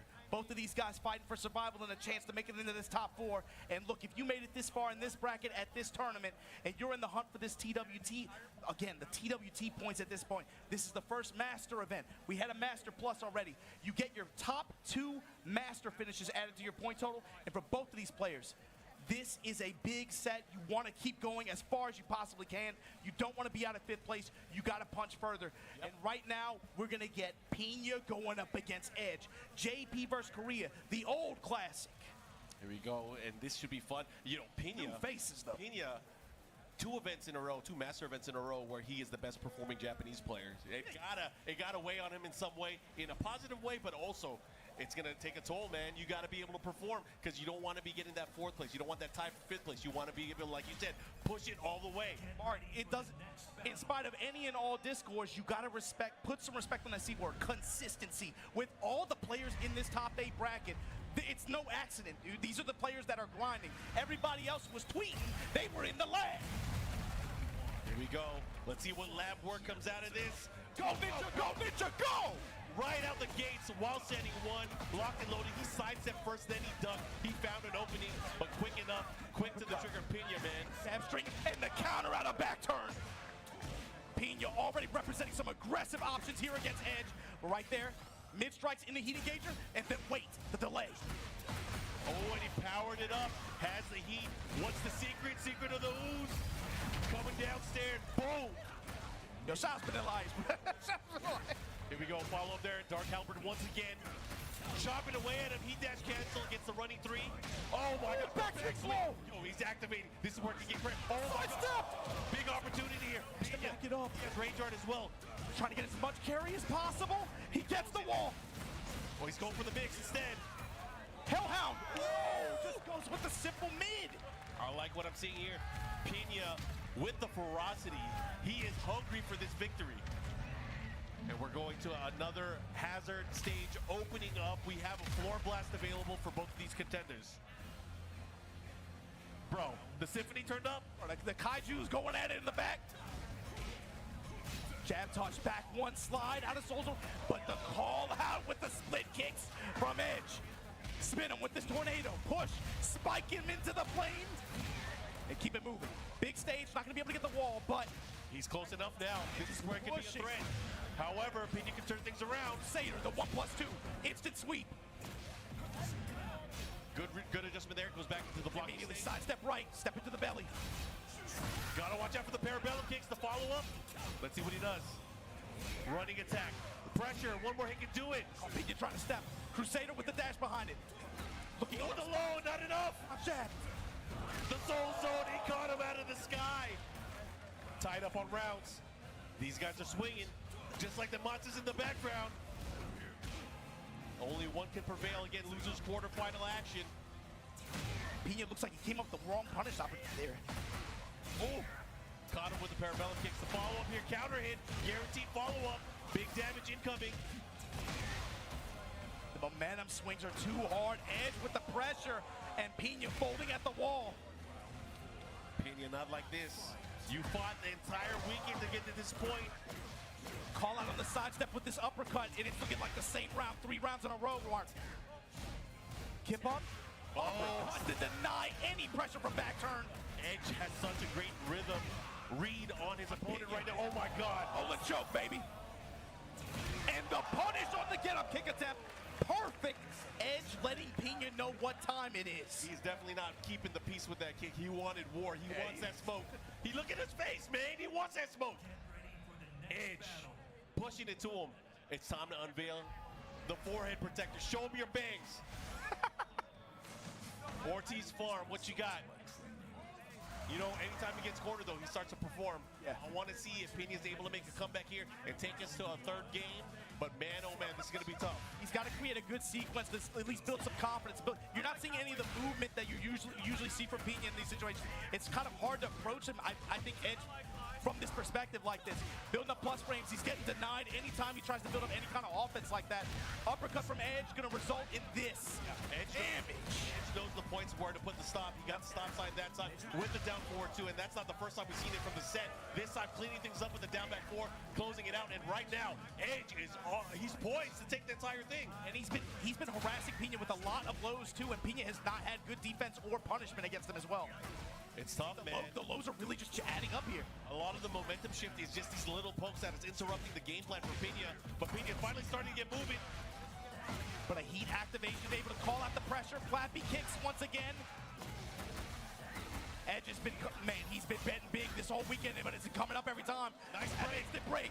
Down forward 4 from right foot split. And the power crush. Edge on set point. Giving Pena the Pena step. What was that? Not like this. Pena, you fought so hard to get to this spot here. Let's see how well you can do. Right now, Edge putting on a clinic. Picking up on one more time. Power of the meat. The right uppercut mark. And we're going downstairs. Kingdom of the Crystal Skull. What you got? Oh, and the low option. He's going to blow things up here. One more guess. He should be able to take that entire thing. Stealing Edge 2-0 victory. The momentum too much for Pena to weather. And just like that, Edge going to be moving on in this bracket on loser's side. Edge making a big statement here to everybody that remains in the bracket. You're going to have to go through me if you want to see the rest of the tournament. But man, Edge moving on from our losers quarters. Pena, Gotta give it up for this ninja. One of the best in the world, guys. Give it up. Pina from Japan. Give it up, everybody. Otsukare. Good stuff, man. Yeah, and the way Edge did that too, man, he kept it really simple in the last game. Just had some really well-placed mid uppercuts and just got huge reward for it. Dumped all of his resources, whether it was heat, whether it was rage, but also he consistently throughout the set was harassing Pina with a variety of those down four, down back four. Dark Halberd, I feel like we didn't even see that much. It was all the rest of the other lows. That's the thing too, is like the way that he was poking and counter poking, it gave Pina an opportunity, like, you know what, I might be able to step this, but then every time he tried, that down forward two was able to land, even on counter hit. But man, let's look at the bracket and see where we're at and how we got here. We're gonna have another set that's gonna be super juicy coming up on stage. You guys see him, they're getting ready. Atif and Arslan Ash, that's gonna be coming up. So we got to talk about this one, Mark. When you see these two play on stage, man, think about the tournament runs that both of these guys have had. Think about the championship. Bro, we just saw Arslan Ash play Rangchu. Now Atif has to play Arslan Ash. The three of these guys are our three TWT champions from the past 4 or 5 years. Arguably the best players in the world over the past few years. Arguably. But you got to talk about Atif. It's always a question. It's never a question of can he do it. This is the matchup, the consistent one that stands in his way. Look at that. The gold is gleaming. We got two renowned champions on the stage right now, and only one of them can move forward as we figure out who is going to be able to meet them in the loser semis. Look, how many carrots is that? That's a lot, bro. I'm gonna build a farm and start selling carrots with that. Anyways, I'm excited to see how this is going to play out. It's been a while since we've seen these guys go at each other in tournament. Yeah. But usually it's This is going to be layers, because, you know, these guys are probably used to their main characters. They're used to maybe the Nina Anna matchup, right? I feel like we might see maybe some different characters here. I agree. I wouldn't be Possible. surprised. Either way, I'm excited to see how this plays out. We got Arslan Ash and Atif. Oh, sis! Oh, when do we ever see this? When do we ever see this? I ain't seen this since Tien Tamaramo, sister. Here we go. Here we go. Atif putting Anna up Yo, first. we gotta ask the crowd, because I've always thought this was an even thing. But do you guys like Nina? Anybody? Or do you like that girl, Anna Williams? Bro, I think the crowd has spoken. Oh, they let us know, man. They like a lady in red. Here we go. And like the villain, here comes Arslan, ready to put that Karen energy on the table. So here we go. One will move on, the other will be out of the tournament. Let's see how this is gonna play out. Two Pakistani stars going at it. And the curious thing about is how can Atif find opportunities to be able to pressure Arslan? How is Arslan going to deal with this defensively? With the way that Anna Ready, what you gonna do about it? already locked in. Tom with the step in. Stance weaving. He's playing really fast, but here comes Arslan. Able to get a side step, able to get a walk. No clean punish though. Trade and still gets the follow-up, and just like that, drawing first blood, we have Atif, Team Anna on the scoreboard. That's important, being able to land those attacks that go into the bazooka like that. Bro, caught him right before the Power Crush came out. Not sure if that was an activation option, but either way, Arslan Ash gets the spike, goes for the step. The stop, able to seal the pressure, attempt after. And Atif just weathering the storm, but that chip is adding up. Able to get a lot of health back from this engager. Here we go. Crouch jab, sidestep, instant smash from Arslan. Spit that thing in our face. And look at our throwing hips, trying to get back to center stage. Uppercut from Arslan Ash. Here we go, looking to get the round, trying to tie things up, let everybody know family matters. It's a rare condition when you get a match like that in a place like this. Arslan Ash evening it up here. You should have seen the look on his face. He was like, did I do that? In this day and age. Here we go. Pin at the wall. Oh, he missed the follow-up, did not get it. This time putting the debuff, and again, when you're in that situation, you have to get a hit back to get the debuff off of you. Otherwise, everything's gonna be doing chip damage. Wine opener, he's throwing everything at Arslan right now. Got the debuff on him. Arslan with the Define Abari jab. Break off. Second chain break. Oh, here we go. They are fighting. This is the matchup that we were wanting to see. We haven't seen Nina and Anna fight for decades. The jab float here, activation. Arslan, gunshots from across the stage. Just short of the wall. Right back at you with the dash. Here we go, the follow-up. Ivory cutter. To the ground dash. What's the mix? Down forward, 1, 2. Oh my God. Back-to-back counter pokes from Atif, and he now is at the advantage. Winning the timing battle there, Atif. And the cancel into the low out of bazooka stance. giving Arslan a lot of different looks here. Low parry on the crouch jab bash. Awareness too. He was in the crouching state, opting to go for a mix-up, but instead going for the low parry. The lows are adding up, but Arslan getting a mini float, not getting a full combo. He had an opportunity there. I step and throw those hips, girl. Here we go, big opportunity. And the win with the perfect. Atif making a statement. This is a tournament decision for Arslan. He has to pick a character that he feels like he can win 2 games straight with. Is he gonna switch or is he gonna stick to Dina? No, he locked in. Rematch for random stage. Here we go. This is it. It's gonna be a Williams sister battle for supremacy. Right now, Anna up 1-0. Atif in control. Gotta talk though, Mark. You can see the pressure weighing on Atif's face like this. He's up in this set. He knows that this is someone who is, in many ways, a mental block for this player in tournament performances. And he's on the verge of being able to punch again, a glass ceiling for him. Yeah, last time we see these guys on the big stage, it was Arslan Ash coming out as the victor at EVO last year, the biggest tournament of all time. But now, maybe the tables have turned. Maybe Atif can rewrite history here. Shut up, step in with the stance. Lovely Tom, blocked, punished. Here comes Arslan, he has heat available. Gunshots, bang, what up with that thing? Oh, the pressure, here comes Atif, trying to fight out of the corner. You hear that piercing shot? Where did she get that bazooka from? Bro, uppercut. And Arslan with a chance here with the wall at the tornado. One more, he can do it, and goes for the low, the down 3. Here we go, first round to Arslan Ash. Down 3 this whole tournament so far, bro. This entire top 8, everybody is getting opened up by it. Free out Judgment, goes for the roll and the counter hit follow-up. Wall control activation, tornado after. Now what? The delay, step in mid-low. Instant smash. Light it up. Atif. Perfect in response. Interceptions on Arslan Ash's timing. Ivory cutter. Again, those down forward ones have been so lethal for Atif. This time getting heat activation. Going for the low once again, and that's a mix-up. You got to be very aware of that because you don't want to get bopped on the head with the bazooka. Atif's speed, and he's giving Arslan a lot of different looks. He's catching Arslan off guard in some of these situations. Throw the hips with the dash behind it, and look at that pickup out of bazooka stance. Able to get the wall, and then still tornado. Slam. Once the mix goes for the mid-option, but Arslan Ash with the smash, the follow-up here. The sidestep, reverse side. Away. And he has range. One more, he can do it. Put the brakes on. Oh, no, not enough. The cross jab, the wall! Atif on set point! This is crazy. He's wearing it on his face, man. Look at this chain grab after the Ivory. And he gets a full break. The follow-up, that's gonna hurt. Oh, that health. Oh, the gray light. The uppercut. Sidestep 2, able to land here. Arslan trying to tie things up here. Can he do it? After the stomp, goes mid. And the pressure, he's laying it on Atif. Such an important and decisive round for Arslan. Arslan needs this round to tie things up. With punish on Atif's side. Cross jab. Arslan Ash sidestep right, activated. Wide opener. Oh, great block. He's going to get the punish. The block punishment. Not just that, he's going to push towards the wall here. Atif's the timing, gets to the heat engager. Pushes the wall, full crouch mix, finally. Side wall stun though, is he going to activate? Oh, stays down, Arslan.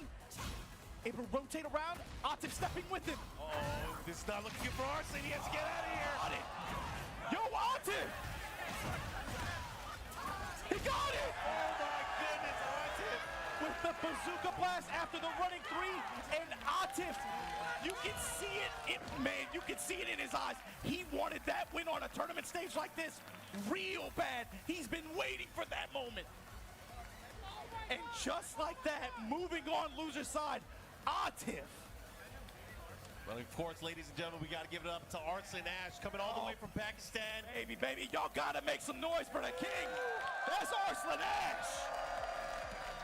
Hey, I guess the crowd was right, and it was the better one. Hey, bro, it's something about the redheads, man. I don't know, man. It's something about, I don't know. Anyway, good stuff to Atif being able to get that win, make his way through this loser's bracket. Look, man, we got to talk about it. Winners final, you got Mo Gold going up against Knee, run back from EVO Japan. We just saw it a few weeks ago.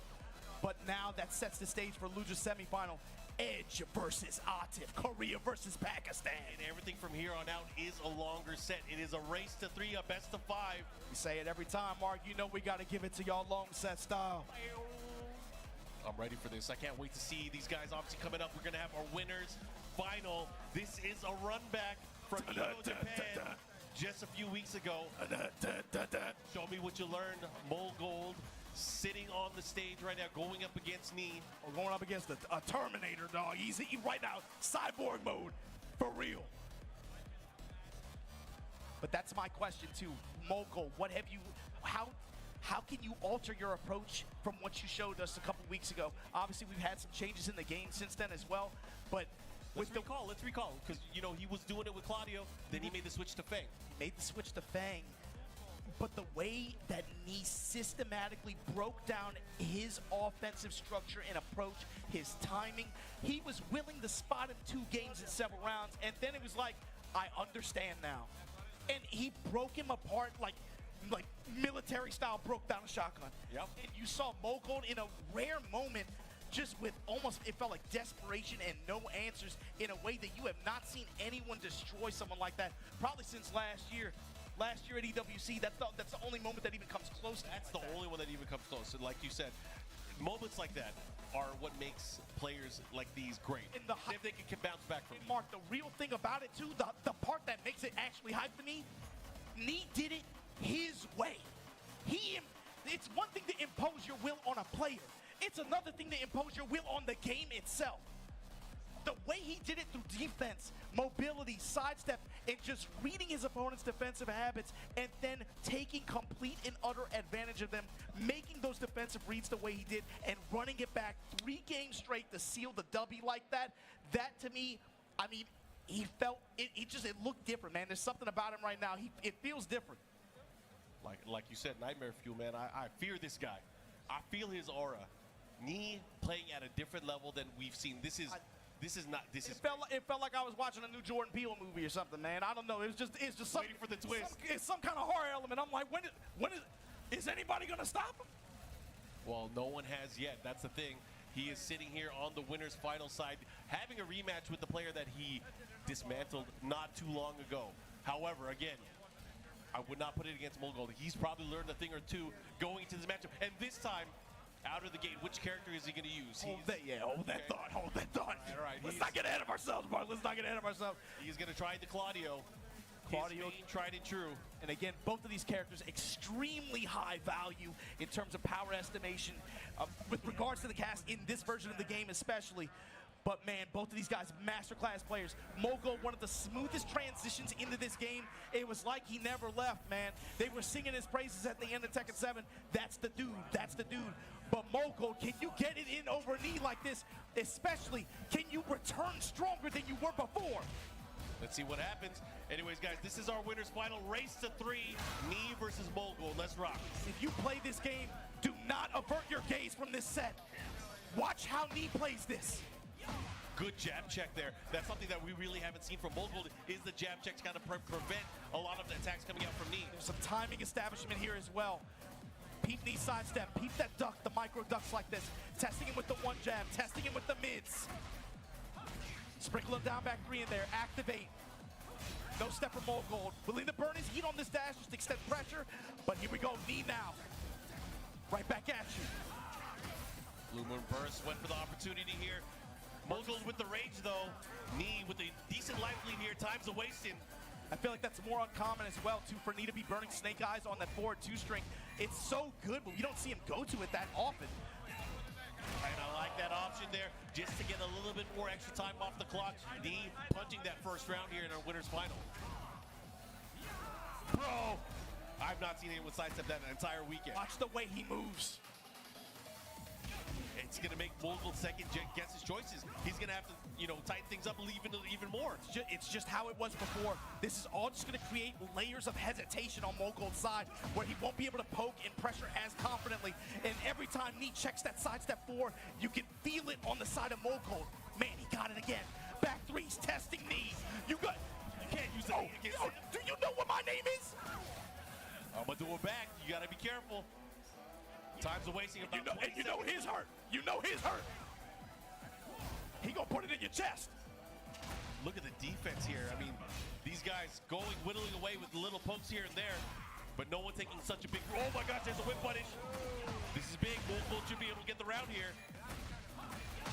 And on the scoreboard now, 1 round apiece. Look at the dance that's happening, Mark. They're constantly rotating around each other, walking and sidestepping, and trying to poke with safe mids and some options that have some passive tracking to be able to try to seal each other's step like that. So it becomes a timing and Yomi-based battle like this. Look, you think I'm gonna step? No, I'm chilling. Oh, and just when you thought I wasn't gonna do it, big press, counter hit. Delay, just wait.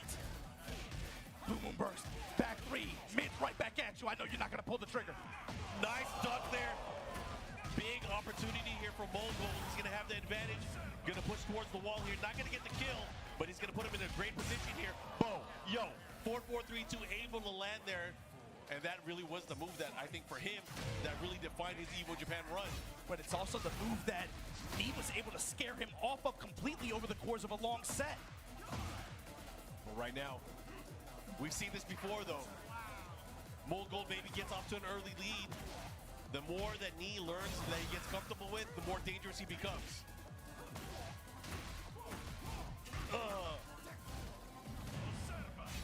That time, Knee stationary. I thought he was gonna chase him down. Right now, slight life lead. Oh, and that's gonna hurt. It's been a Rudy. Mongol on. Oh, he missed. That's unfortunate. Oh my God. Rage Art as well. Now look, these are professional players. Mogul has been on stages like this tons of times, and mistakes happen even at the highest level. But he's got to be able to set that round aside. Yeah, you gotta brush it off. He's got to be able to get this round and forget about that. Still the first game. Tied up, final round here, game number 1. This is a race to 3. And Knee fishing with his mids. Mogul right back at you. He's back 3s. 4-4-3s. Bro! And this is the difference that we've seen throughout the entire weekend. Knee, certain points, he'll get a low parry, he'll block a low, he'll get a big punish. But then the decision that he makes, it's gonna have high reward. And look at this, plus range. Solar Racer trying to catch him there. Mogul fighting back off the wall, but the step from Knee! He saw the timing! And he's in a bad spot, he has to be careful. Snake Eyes active too. Chase him down. Oh no, the mock kick! And this is an important moment, Mark. Mogul had a forced error in that one round. Knee takes the round, steals the game now. Mogul, can you put that past? It happened. Let the moment pass. Can you still stay in this fight? It's a first to 3. It's not over yet. You cannot afford to fold mentally in any way. Let's see how consistent you can be for both of these players. Now, just checking him with the quarter circle back too. In the arena stage here. Step. Mark, when every swing feels just, and you see the whip and the tension. Yeah, especially when there's a big opportunity. There's going to be a point where he might be too ready and he's going to get a big punish. He has to be careful. And it's like he's just like, okay, I'm going to wait for you to swing. Okay, my turn now. Back 1, plus range. Sidestep, again, block. Oh, big chase down. The follow-up, he's going to get the nice splat. Let's see what he does with it. Mogul, you got to make money here. You got to make money here. The second hit, able to land. Made it worth it. Here we go. Mogul on the scoreboard. Saved up for that second hit follow-up like that on block. 5 rounds. 4-1 punish here. Again, just back 3's not pulling the trigger. Second hit, not able to duck it in time. I like the 2-1 check, yeah. The high mid checks, just duck checking him like that. Oh, again, he has to be careful. Get in the middle, side step 4 from far range like that. You get too far away, Mogul getting antsy. How am I gonna approach? I like the chase down here. Dash in, check it, just put those mids out there. Here we go, Mogul has a good chance here. He's gonna hit the sidewall? No, he's clean. And with the back bop, Knee, how do you recover? Blue Moon burst. Jab, Giant jab. Cover hit. Oh, this is huge. He's getting a lot of HP back too. Oh no! Blue Moon burst, right back at you.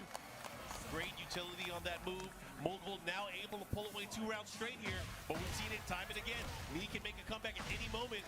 Just chunks of damage here. Hatchet kick going mid. Uh-oh. Let's go, Impact. I like that. I respect it. I respect it in a big way. He saw a button was pressed, activates the rage, gonna get some time to get his opponent off him and reset the situation. The most important thing is he's not in the corner anymore. Yeah, it's the mental battle too. Just slow it down for a minute. Slow it down. Don't allow D to even steal that round like that. Impose mental pressure. Blue Moon Burst, an ever-present threat. He still has a lot of heat gauge to work with as well. I like how you said steal the round. He's like, you're right, I should use this move. Flash damage, dropping the axe kick on him in the back one finally. That's big. That's a mental tell. Wins an answer too. Yes, when Mogul starts to find comfort and he goes back to the Claudio classics, I'm not that scared. I'm willing to sidestep forward, back one with the best of them. I can still test you with my back threes. I'm not scared to press on my core buttons and the reasons why this character is so strong. This stage is a bit tight too. This one's gonna be interesting. We're at the Elegant Palace right now. Again, walls coming into play because not only do walls add additional damage, additional traps here, but it also keeps your player or your character from moving in certain ways. So Yes. you gotta be very careful. Especially for someone like Mogul, you do not want to find yourself in that corner position where Knee has, again, Heat active or Snake Eyes active. That's a bad situation. And we're talking about Claudio. That's crazy. Yeah. He's normally the one you're scared of in that situation. A sidestep, bro. For the damage option, here comes Knee, stalking his prey, but a great block there from Mogul. He's turning things around here. 4-4-3 maybe? No sides at 4 attack. Again, gonna keep him on the ground, you better get up. Ooh, Konami trying to step in the last minute, and the knee check. Mogul 4 rounds straight right now. The lead here for the first time in the set. Mid strikes. Again, both of these players not afraid to fight up close. You see Knee at that far range, rotating around clockwise, looking for a running two, look for any of the running advancing attacks that Mogul likes to go to in the open like that. He's been deterred from doing a lot of them. This time Mogul able to come up with a big hit, back bop at the glass. Nice knee answers back with the wall rising 3. Get low touch there on the Spinaroonie attempt with baby. Yep. You got Heat, 4-2, this time using the Neo Incinerator for the pressure. Smash for the plus frame after. Starting to use the back one here. Pressure tools, he has Snake Eyes available as well. Mogul has to be careful. Running out of heat, is he gonna go for an attempt here? He goes for the heat dash cancel. Time's wasted here. Somebody's gonna have to make a move, and that's a big move to make. He gets the spin to win. And what an exclamation point. With time expiring too. He bids them farewell. 2 rounds straight here, 5 rounds straight unanswered here from Mogul. Can he close it out to get into a situation where he's up 2-1? That is the question. Jab flow. Interception on the advance from Knee. Activate Snake Eyes into Heat. Boom. Keeps him there. The knee sidestep. Big block here. Nice while standing forward punish, and again these mid strikes working out big time for Knee. Applying pressure here with the 4-2 string. The mid strikes. Trying to seal the step. Gotta watch out here. Wow, what a clean round there from Knee, fighting back. The lead jab, advancing his offense at the end of the round like that, sealing it with the low. Good interception here from Mogul, punish from Knee. Not letting him get away with it. Big opportunity here. Nice block there on the side step 4. Mark of a true Claudio player is how well he's able to place those low attacks. Yeah, but I mean, Knee's also had really good efficiency with punishing when while standing 3, coming up with those knees. Tries to chase him down here. 4-3 as well. Fishing. Knee looking for something again. The punishment is so consistent. Activation, counter activation. Oh, he got him. Popped him in the face here. It's gonna You do a lot of damage. just punched him in the face. 2-1 spin. And break the balcony as well. I don't think it's gonna be enough. It's a lot of scaling here as well. Yo, in the back one in open stage. Big game, big round.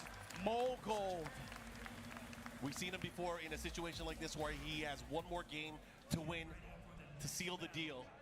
But again, now this is where things get dangerous for him. It sounds like I'm trying to oversell, Mark, but the thing is, if you're Mogul, until it says 3-1 or 3-2, you cannot rest easy. We've seen this before. Counter hit, confirm it. Starburst active now. Mogul, what's your approach? Run him down with this 2. Put him on the wall. Yeah, now you can get clipped by it just like everybody else. 4-4-3, do it again. Nevo learning, adapting, pressing with the mids. Let's see if Knee's able to get out of this corner, but not this time. Full gold. He's going to cash in. He's not going to get the kill here, but obviously doing a ton of damage, getting to this point here. All that just to break the walls down and put that knee on knee. Here we go. Mogul continuing with his pressure. Again, Knee with those checks. Has to be careful. Hatchet's finally coming out. Okay. Hatchet sprinkling the down back threes, the jab pressure, the cannonball straight, throwing a lot of different tools his way. Big trade here. Caught him on the way up. Okay, heat burst activated through the jab. Put the brakes on, not able to utilize the starburst yet, but still, heat running out. Has to be careful. Sidestep. Not going to be able to use the heat dash cancel. Let's see what he got. Will he just take the plus frame off the back one? Knee with a slight life lead here. He also has resources. Mock kick. Ends up getting the follow-up here. Knee tying things up round-wise. Again, lots on the line here. This is the winner's final. Winner of this set will move on to our grand finals, while they'll wait for the final opponent of the day. Whip punish. Yup, activation. Guaranteed mock punch. Jab check. Knee check. Oh my God, breaking the walls down like Jericho. Okay, the follow-up. Yes. Incinerator, here we go. Trying to put him on fire, Mark, and just like that, you see him going to that option a lot more with when he has the snake eyes available to him, just because of the pressure. Hard to step. Back 3-3, drops the heel on him. Counter hit, the walk. Got a bit impatient there, but a big Counter. Here comes Knee. You were in a bad position too. You got to be careful the way you get up. The bait and step. I declare war. What a block there. Steady from 1-1, more gold. Sidestep 4. Again, chasing him down here. Goes for the grab. Here comes Knee. He has rage. Low touch, back one, no. Sidestep. No. Sidestep into the hop kick. And look at that. We are going. Wait a minute. Wait a minute. What happened? How can you not finish it? Mark. No way. Oh my God. Can't give him an inch. Oh, this is so scary. Oh, this is so scary. I like this. Oh, he didn't press. He didn't. Oh, I can't believe what I'm seeing. There's no time left either. There's 10 seconds left. They're going to have to commit. How did Knee get that? What did he see? What kind of read? He has a life lead. Oh, my goodness. Oh my God. Obama, I can't with these guys. Final round here. That Rage Art just took everything. Bro, what does he see? That scares me, if anything. Put knees on him and let's get it. Oh, trying to go for the orbital. The Brothers in heat. Knees in your chest. You got to be careful, Mogul. You got to get out of that corner. Stepping out of it. Nice sidestep 4. Tries to see. Oh my goodness. He was locked, loaded, ready to go. The knees. Do you know what my name is? 2-2, Mark, man. Bro, Knee is a true player for real. Jeez. Oh my God. I can see it on the faces of everyone in the crowd. It's like, this guy is a monster. What? I'm telling you, it's like he sees something we don't. And for Mogul too, it's important for him that he's got to stay locked in mentally. That acknowledgement is there, but again, with the way that we saw him get broken down, you got to stay in this fight, Mogul. You can't surrender. But on this stage, it's going to be tough. Either way, you have to avoid the danger zones. But the thing is, though, Mark, what does that even mean? That's everywhere. It's everywhere. It's everywhere. It's not just the wall blast. It's just being by the wall, losing your movement. That could be everything. Thing is, Mark, the danger zone is the middle of the stage because with any hit, you know where you're going. If you are in attack range, you are in the danger zone. Bro, nice jab challenge. I like it, Mogul. You got to fight out of there. And this is where it gets scary. I respect it like crazy. I respect it like crazy, but you see that? He has a little bit of life left. He's going to heal a little bit, but Knee is on the prowl. You got to be careful. Running 1+2. The check, back to the wall, Knee's in trouble. And he confidently had the step, preemptive step and call out. Knee. With the lead right now, one of these two players will move on to our grand finals. I can't help but hear it. Da-da-da-da-da. Da-da-da-da. He is stalking his prey. Jabs. 2-1 finally. He pulls the trigger. Mogul now. Looking to eliminate his target here. He's from the future. What has he got? What does he see? All right, Mogul with the life lead right now. He does have heat expiring in a bit here. Nee looking for a way to mitigate the use of it. Nice stuff. He's gonna reach. He's gonna reach. And didn't even need to extend it further. Mogul able to clean up that round here. 1 round apiece. Bro, the cannonball straight. The follow-up here. Caught him. A 4-2. The pressure running to as well. Here comes Mogul. Chopping away at the legs. Oh, the cannonball straight. It's gonna hit, but it's not gonna get a clean activation. Wait a minute. Big time bomb blast. The crowd is into it.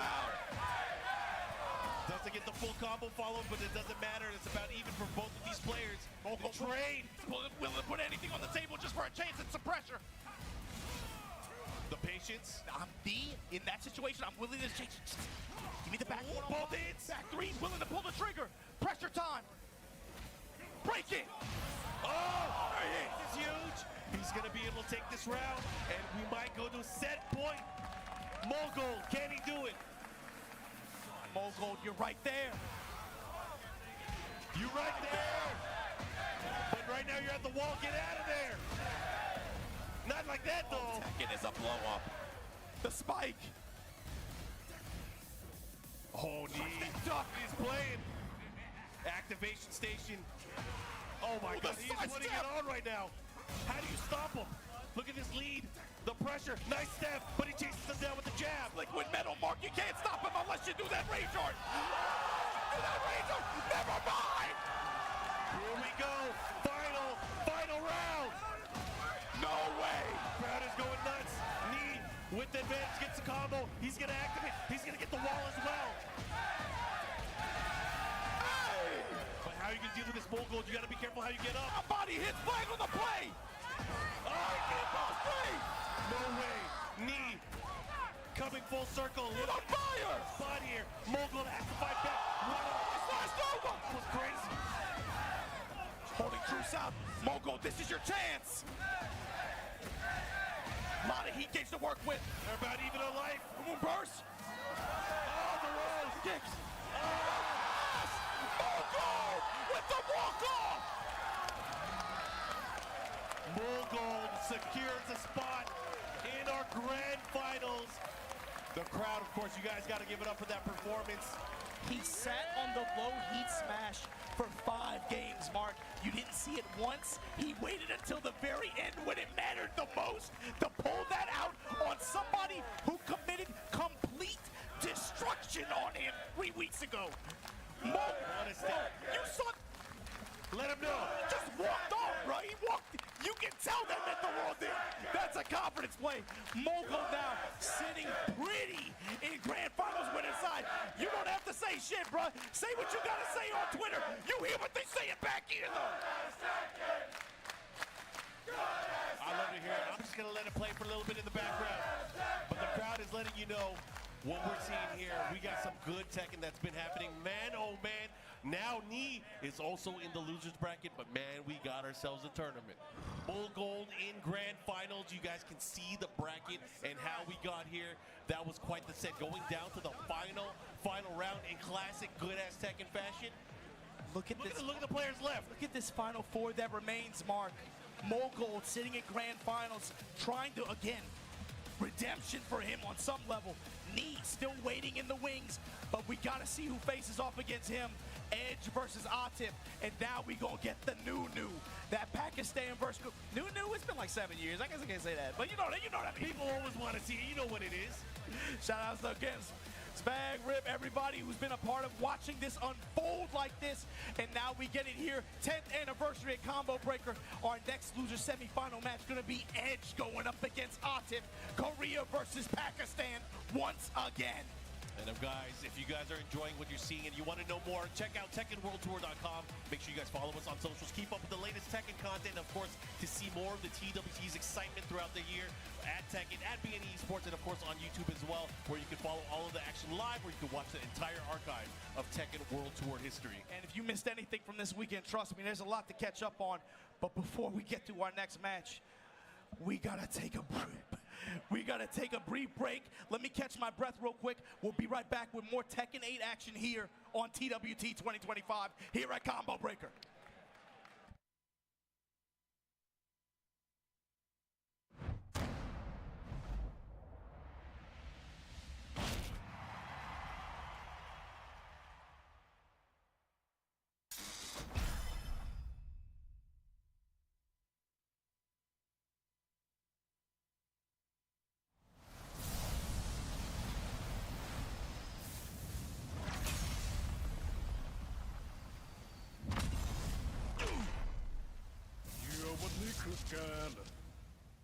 Get ready for the next battle. Tekken 8. New challenger. ข้าจะสังหารเป้าหมายเพื่อความอยู่รอดของลูกเมีย Kumran.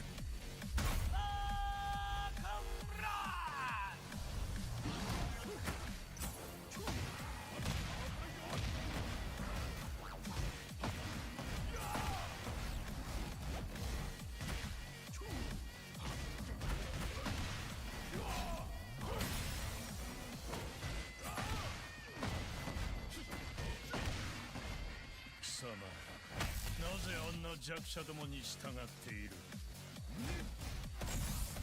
バカよ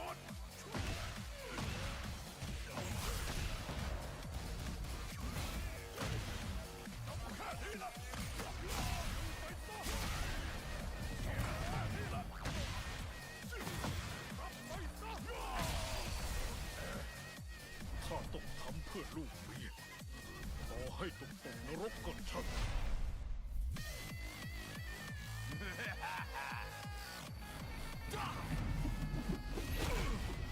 แหลกซะเถอะนะ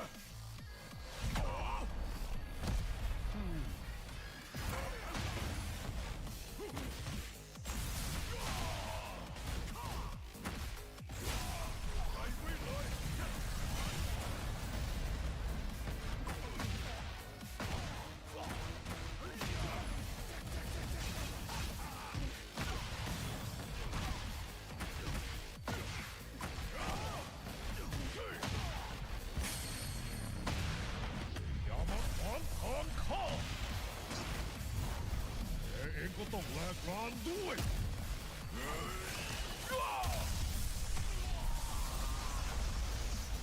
ไอ้คนบ้าสงครามไปรอในนรกก่อนเถอะ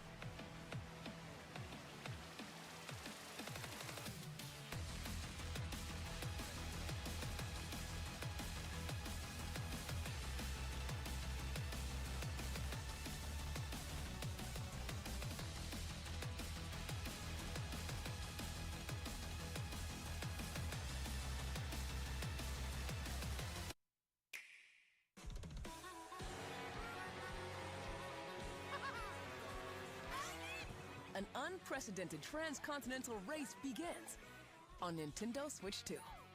Mario Kart World.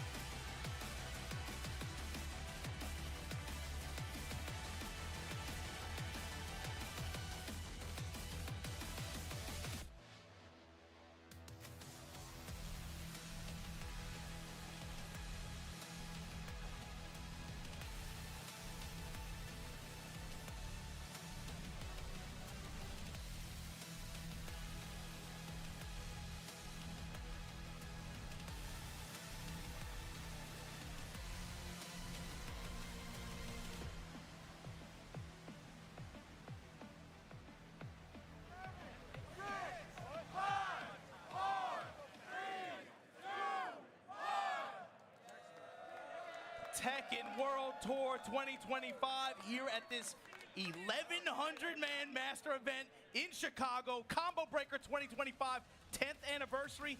And Mark, can we talk about the Tekken action that we have had so far at this tournament? So far has been bananas. I love seeing all of the action. It has been very hard to keep calm as we've seen all the players going at it, but I got to give a lot of love here to the crowd that has been feeding us this energy. 10 years of Combo Breaker, the fighting game community helping this community grow, and of course, got to give it up. You guys carry the community. Thank you guys. I really Everybody watching from wherever you're watching from in the world, but again, like Mark said, I asked y'all, I need y'all to feed me, man. Chicago, are you ready for this 8-man bracket to run the completion and see who's gonna be your Combo Breaker 2025 champion? That's what's up. Not only is it happy anniversary Combo Breaker, happy Armor King Appreciation Day. Yo, The crowd, let them know what's up. We got the dev team over here. You guys got to give it up for them as cut well. that trailer, bro. That pyro was nasty. That's some Kane tier Spitting hot pyro. fire.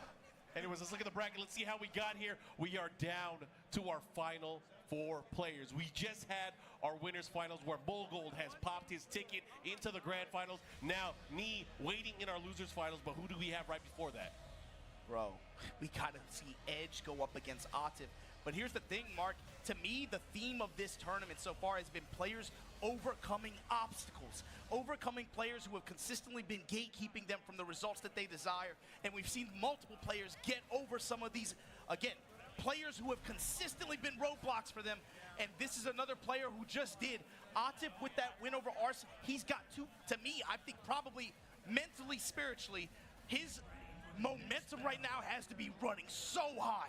But he's going up against a steaming locomotive in this Warong from Korea, Edge. I think both of these guys have the momentum going into this, as we talked about earlier, the emotions going into beating your demons, getting to this spot right here, and you got one step further. Nee waiting for the winner of this set. Let's go. These guys, man, they play with their hearts on their sleeve. And right away, Edge representing the Dark Halberd going low. Flappy kicks. He's not wasting any time. He is bringing the fight again. This race to 3 here, loser semis action. Loser out in 4th place, winner moves on, and look at that. He ain't about it. He don't care about Nina or Anna. You see what color this stick is? Gold, baby. Golden letters. Here we go. Lovely Tom here, fighting the activation. There's a low, pushing towards the wall, but Atif not phased at all. He is bringing it to the edge right now. Bazooka shot. The clean walk around and call out on the running 3. Spin, activate. This is big, don't deck wrong. Oh, that was a great roll to the side. And the counter hit reward here for Atif. Here we go. Able to rebound. Spin the lights low a little bit. There you go, wide open counter hit, follow up, gets a stomp. Lovely Tom goes for the pressure. Oh, the flamingo sidestep to get out of it, but Atif ready, gets the counter hits out of the sky. That's the struggle for Edge. He's got to be able to try to tone down. First of all, being able to check these low approaches and these non-jailing highs. But the other thing is trying to seal Atif's step and deal with the pressure appropriately. Might have to save some resources in some of these situations, but Just shy of the wall, but the second hit of that attack, able to clip him, now pushing the other way, but Atif in a good spot right here. Edge fighting out of it, had to use the smash. Oh, he tried to plasma punish it. it's just a fraction of a hair too late. Stepping low with the 3 up the step, not enough. Oh, he's gonna get the follow-up here. Side wall stun though, be careful. Maximizes what he could. Backing it up. Oh, he's trying to get the booty. Right foot 4, down foot 4. The bazooka blast from Atif. Did so much damage. Anna Williams continuing with that pressure, gets him with the big launch, the follow-up. He's gonna have the wall here. But what nasty stuff are we gonna see from her? What are we gonna see? Oh! That was crazy. You know, Edge started off really strong here, getting it perfect early on, but slowly but surely, Atif found his groove, was able to control the spacing, especially the positioning by the wall, and really kind of beat him up. Positioning worked with the wall, but also he was representing a lot more options in mid-range and far range. Obviously, you have attacks like Headless Horseman, that big bazooka swing like that. Warong, no stranger to that range either. He has some tools to go to as well, but felt like Atif was able to get the better of him in neutral. I'm gonna say, like, what happens when he stops going for things like those high attacks? Or what happens when he starts focusing only on mids? Because we've seen him play a certain style where he can just go for down forward one, start mixing you up up close. That's the thing, is once he gets up close, it becomes very, very scary. That's a nice shoulder, dash cancel, follow up here, take the momentum back, and Atif's gonna have placement by the wall. Look at that wall carry. The slam. Get up kick, but again, He ducked the whole time. That was crazy. Edge held true south. Gonna still get this wall positioning. Combing attack. Able to call out Atif trying to step. Oh, he challenged it. The down forward people were able to land true, and Edge taking that round back. That piercing sound of the lovely Tom able to land here. Okay. Look at his pressure here, but the throw call out. Right foot forward grab, has positioning by the wall, but a great block there from Atif. Preemptive step, not enough.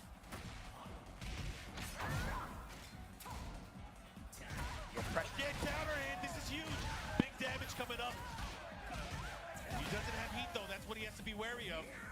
Running approach. Oh, the patience and the guaranteed follow-up after the while standing three. Look at that, Edge fighting back hard. He wants to tie things up. Can he do it? Edge found a way to slow this match down, but then now he's playing with the speed, but on his end, in his favor. That's a huge, bro. What do you say about the speed of that round? Edge opened it up with a huge uppercut that it felt like he got crazy return from. And just like that, back in this set. All right, he's going to stick to Anna, but man, that was quite the statement there. He was like, you know what, I can bang with the best of them. We can kick it if we want.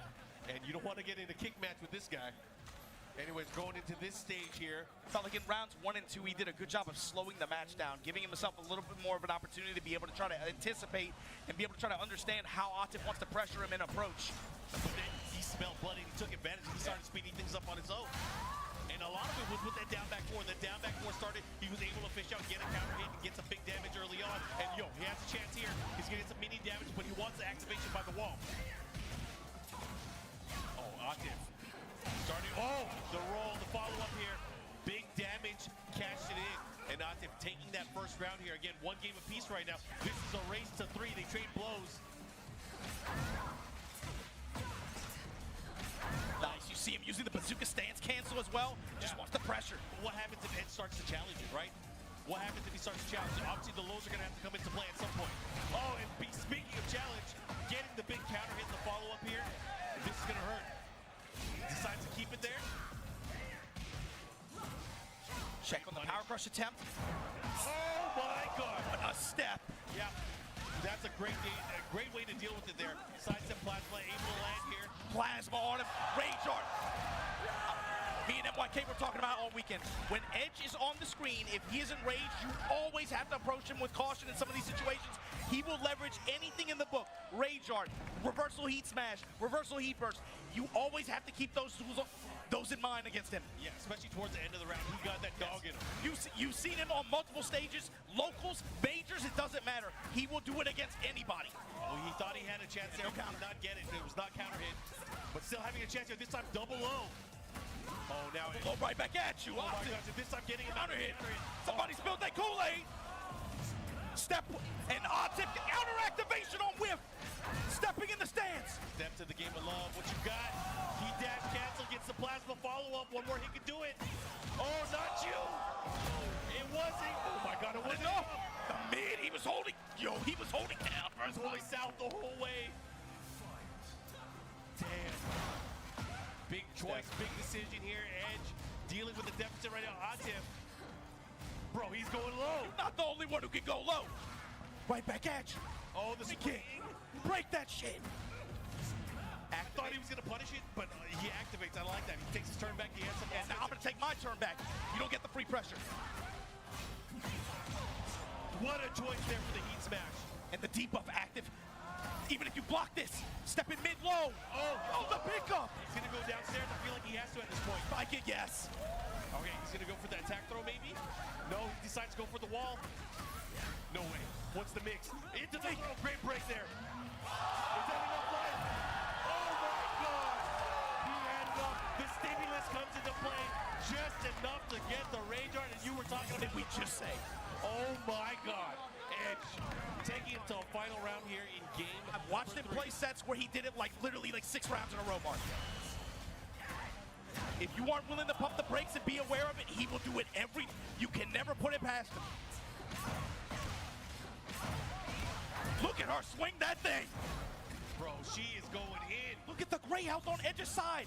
So much chip. Here, he's gonna get some hits, especially on block, heal some hot life. Oh, a big counter hit. This is huge. Big opportunity. We're going downstairs. We hunting hogs and we breaking floors. Okay. Misses the second hit. Doesn't matter. Slides a little bit of heat. Oh, be careful. Oh, be careful. That could have been much worse. He got really lucky there. Mid strikes. Tommy. Feint goes low. Atif with the step in low. Advantage in the set. Atif believing in his offensive pressure, making those lows count time and again. That is a bit unfortunate there for Edge, though, but Edge having another shot here. But again, right now, one more game for Atif, he's going to move on. Timing adjustments too, Mark. He's layering those lows in some of these situations. When he goes into the stance cancel, expecting Edge to protect mid like that, giving him these delays to kind of second guess his timing. That's the first time we've seen that as well. Making use of that extra hit. The follow-up here, only in heat available. Here we go, going back the other way. Atif now just weaving between stances, giving him so many different looks. Sidestep, goes low again. Counter hit. Gonna step in, get the tornado here. All that for the dash, all that just to seek the wall again. Just to What's the mix here? That's Stop, sidestep. Attack into the down 4-1 and Atif with the advantage once again. Edge was just forced to watch all of that happen in real time.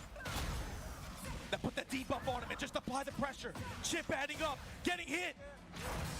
Bro, oh, the Headless Horseman. Everything is starting to hit. Full crouch mix. Everything is looking good for Atif right now. He might Activate. be able to close it out. Step in low. Put the dash behind it in the mid. Perfect. Atif now. Momentum on his side. You can see. He smells the Oh, blood. no way. He's going in for the kill. Edge really has to turn the counter hit What slap. the hell? The follow-up. Step in mid low. Edge in trouble here. This might be Edge's last chance. How's he gonna get out of this momentum? The Edge. Not getting out at all. And Atif. 3-1 over Edge. And Atif, you know what that means. Atif gonna be facing off against Knee in our losers final. But guys, everybody in the crowd, you gotta give it up. Give for it this up. guy from Korea, the Kickmaster Edge. 4th place at Combo Breaker. Not just that, he has punched his way in to qualify for EWC. But guys, you gotta give it up again.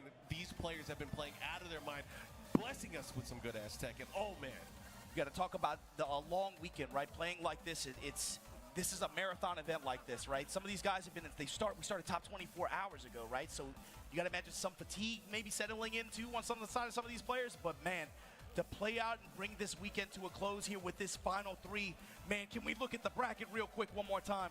You got Mogold sitting in grand finals on winner's side. But look at who is fighting here. Look at what we got coming up next to see who's going to challenge him for that title spot. Knee versus Atif. and again, the challenge and the battle of the regions that we love to see. We got Korea versus Pakistan. I gotta ask, I gotta wonder, because this is a longer set, a race to 3 instead of a race to 2, what are we gonna see out of these players? I think it's obvious we're gonna see Knee bring out the Brian Fury, but Atif does have some options here that he can play around with. We know he's been rocking that Ana, we know, but he plays every character. Yeah, my question is, does he have something specific in mind just Exactly. for Knee?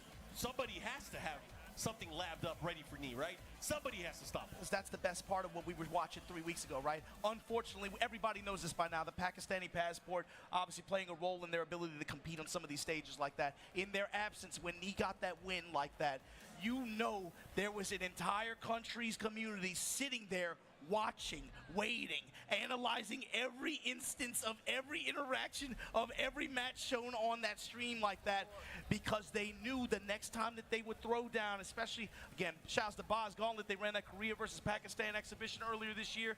Big ups to Spag and everybody else that helped hook it up, Danielle, all you guys. You know that this is This rivalry is what has been pushing this game for several years now.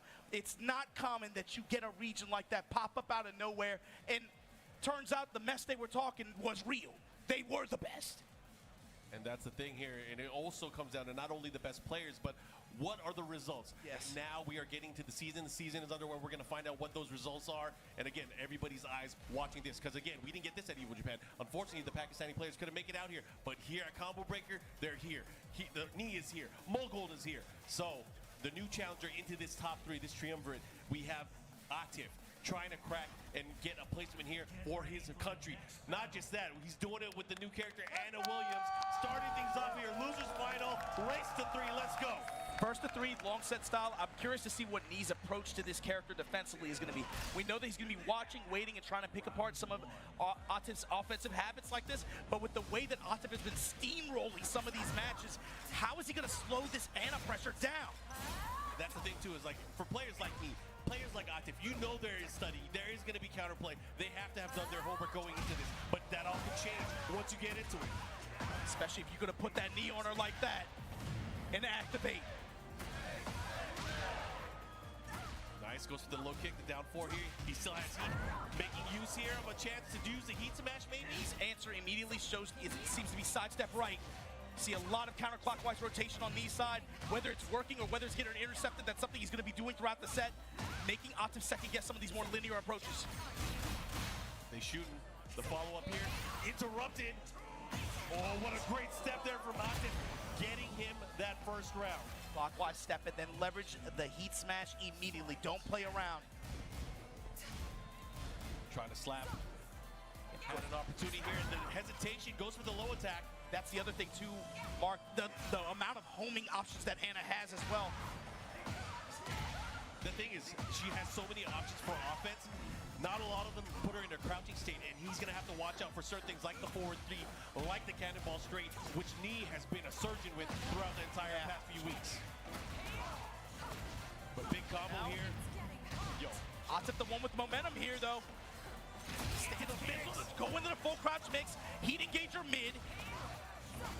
And I mean, that sequence right there, very reminiscent of his playstyle from other characters in past games. Yo! Into a blender, and that blender made him some nice smoothie. Bro, we talked about Knee playing for the clips, trying to farm on Twitter. That was a Twitter clip.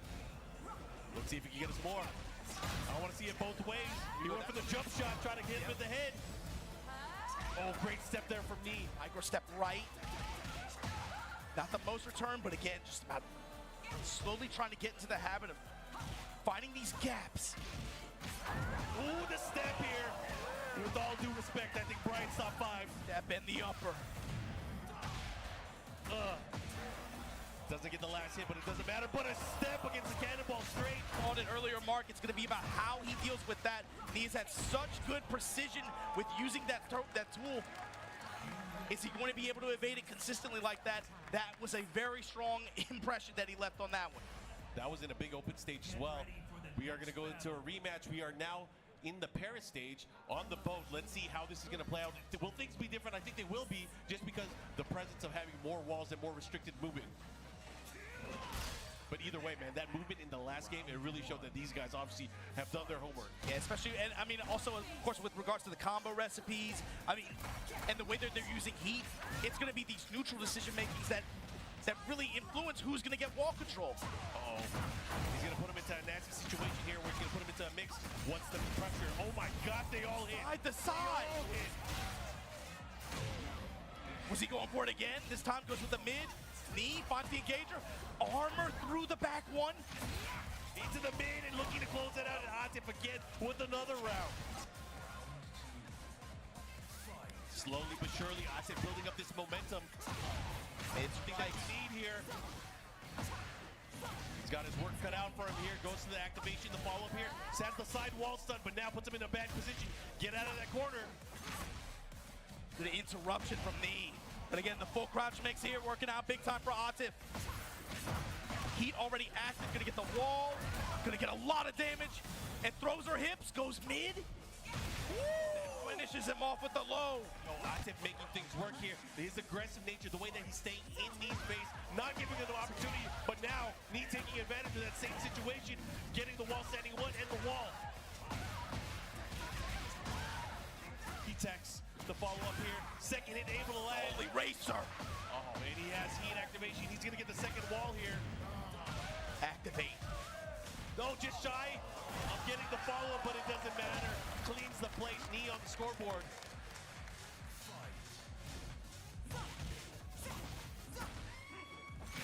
Staggered lows and then finally the full crouch mid-engager.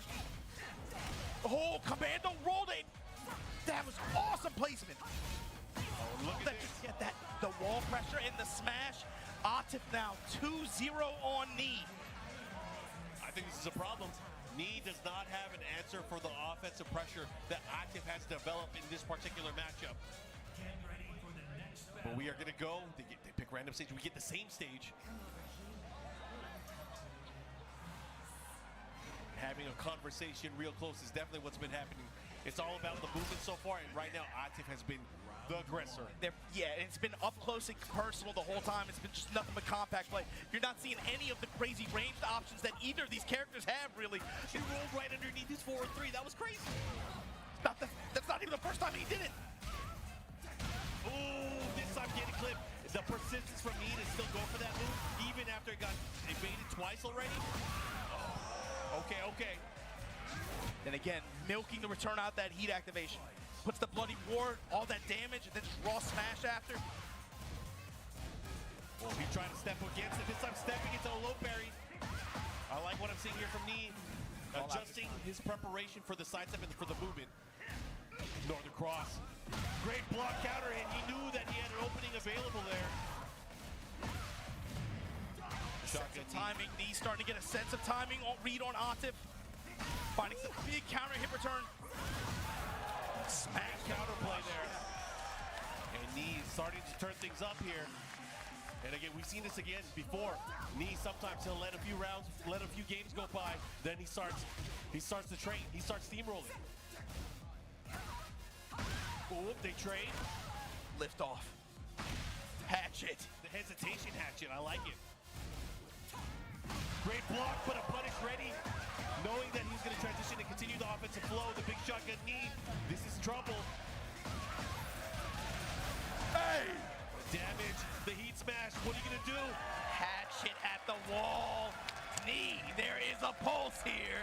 Knee, still in it. It's crazy that you said that there is a pulse because I thought for a moment that Atif was starting to run away with it. Yeah, like you said, it's the snowball nature of how this works sometimes. He had advantage, but it's just like Knee we're starting to see that period now in the long set, especially with Knee, that he shows us, okay, I start to find my understanding. All of a sudden, the counter hits start coming into play. All of a sudden, he starts finding the momentum. He starts finding the wall pressure. And he gets that game, but here we go, Atif. The mid starting to come out here. The checks here from Atif, and look at this pressure by the wall here. He's gonna does he have enough life? He does. And that's gonna hurt. Counter hit. Maximum damage off the range yard here. He's gonna get a chunk of life back, but it's still a big deficit to make up, and Atif still has a lot of heat to work with. Is he gonna pop? He does. Let's see what he got. This is a battle. She goes with the mid. Oh, out of range. Gotta be careful. Gotta watch out for those lows as well. You know, Atif's gonna be going for them. You called it, Mark. Psych. He hadn't shown them in a while, and then goes right back to the well at the end. Especially if he can get the hit. He was in the kill zone, so Atif right now taking that round lead. Again, looking to close it out here. Standing three, sidestep. And Atif again with the advantage here. Out of the sky, beats the orbital, looking to close things here. In the precision pressure here. Sidestep right, interception from Knee. Heat smash, down two, gets the plus frames. Steady for the interrupt. Oh my God, Atif on set point, threatening to eliminate the Terminator. Can he do it? Counter hit, one bust. Oh my God. Dash up jab, engage. At the wall. Delay low. Shots fired. Oh, the Power crush to break the walls down. This is huge. He has a big opportunity here. He's gonna put him into that nasty Spin, mix-up. debuff. Low and purple. Step in mid low. Oh my God. This is huge because not only that, he has heat. He has Oh my gosh, this is crazy. In range as well.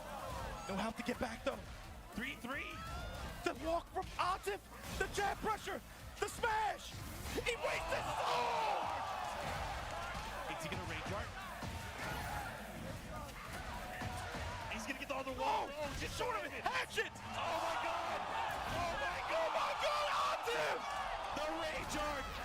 He's able to eliminate me from the tournament. With a Oh my goodness. It's a sliver of life, Mark. Calculated decision there from Atif, and he puts Knee out of this bracket at 3rd place. But yo, everybody, Atif just punched his ticket for grand final. But can y'all put your 4s up for Knee real quick? What a performance from both of these players. I could not tell what was going to happen at the very end, but again, lots of love and lots of props. Hey, yo, we got Molgold and Atif. We were talking about consistency, the guys that were looking to get their big win. Now, finally, one of them will be able to get it, and that is beautiful. They both punched through glass ceilings in this tournament to me, but it's also now you got to finish the job, right? You want to cap this off with the win, especially in this house with this crowd right now. You can't stop here, because this is grand finals of Combo Breaker 2025. Molgold, winner's side. Atif gonna have to reset this bracket. But baby, it's been a hell of a tournament this whole weekend, man. Look at the path how they got here, man. Atif having to fight his way through the losers bracket to finally make it here. We're losing early on in the winter semifinals, but guys, this is going to be crazy. They have a rematch lined up. Obviously, again, we talked about it before, time and again, these guys have been vying for that huge tournament win, and this is going to be an exclamation mark. Which one will get it? And it sounds so strange because both of these players are so incredibly decorated too in terms of tournament accomplishments and even wins.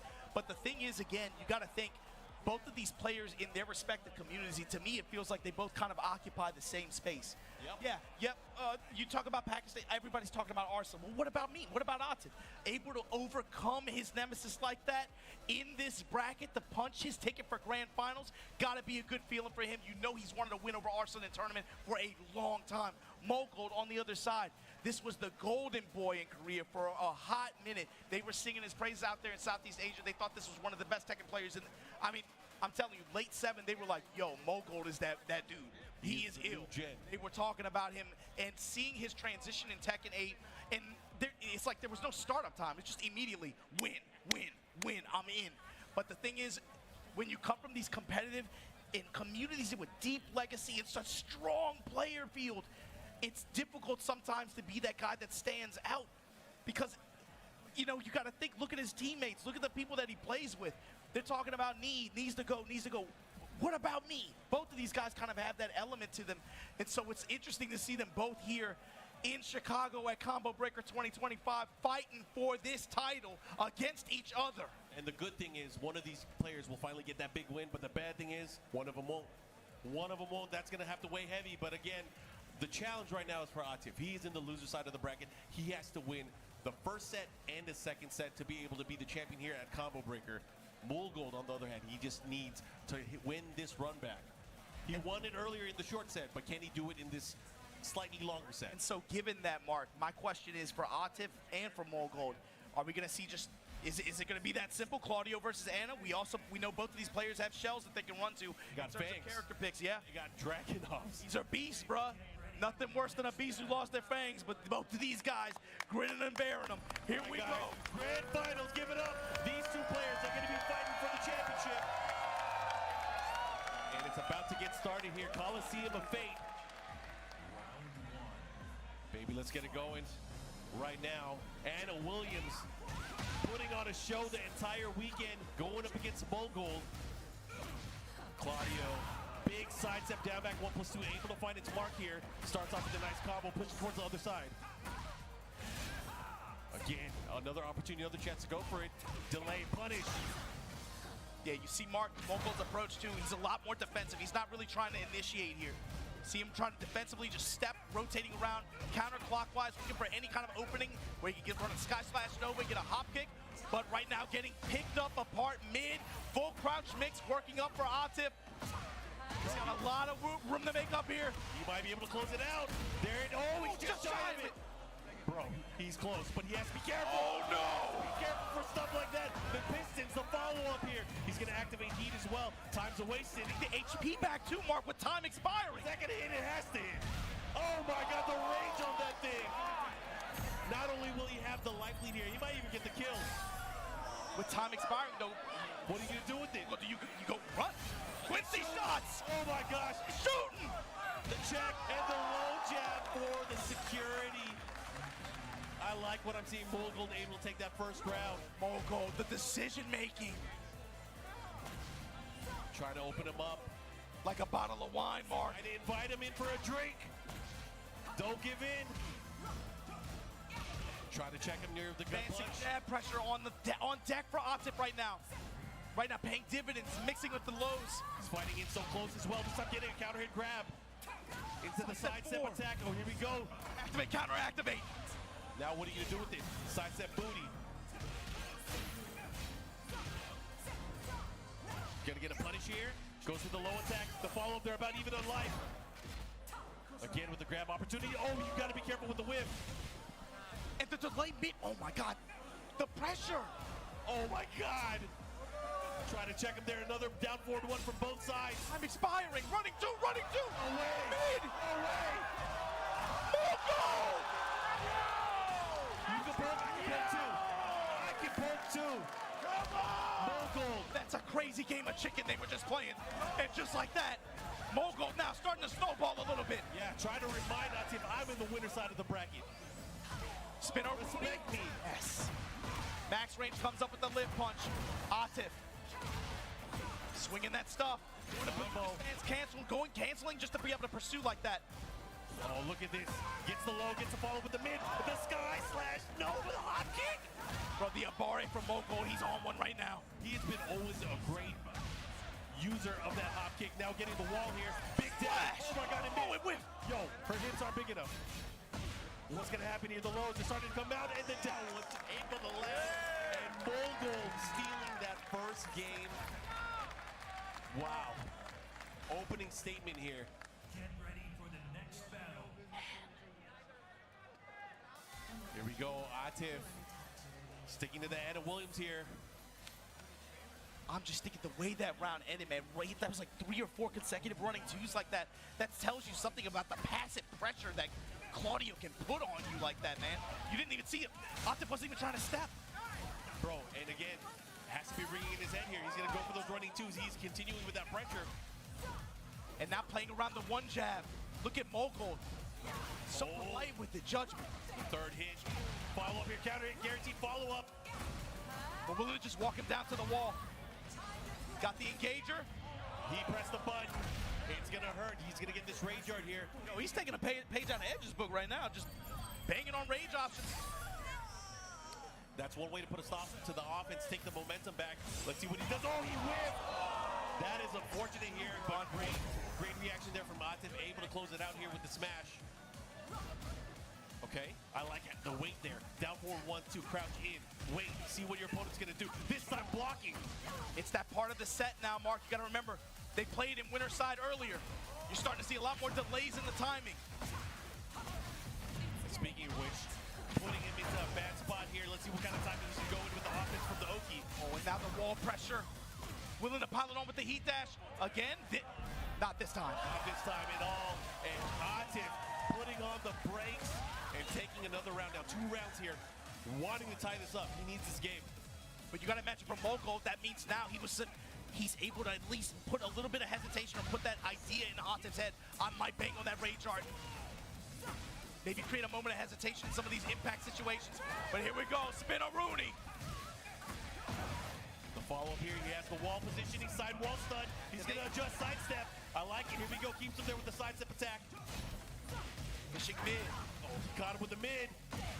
Is he gonna get up? Is he gonna make use of any of it at all? Great delay on the activation there from Atif too. Oh, that's gonna hurt. Big time into the range art, and he's gonna steal this round away. Mogul made it count. Bids him farewell. As we go into another round here, 2 rounds to 1 right now.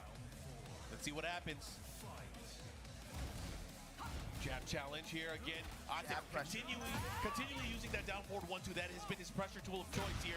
Once you get content with these blocking, that's when he opens up with the low attacks. Great step.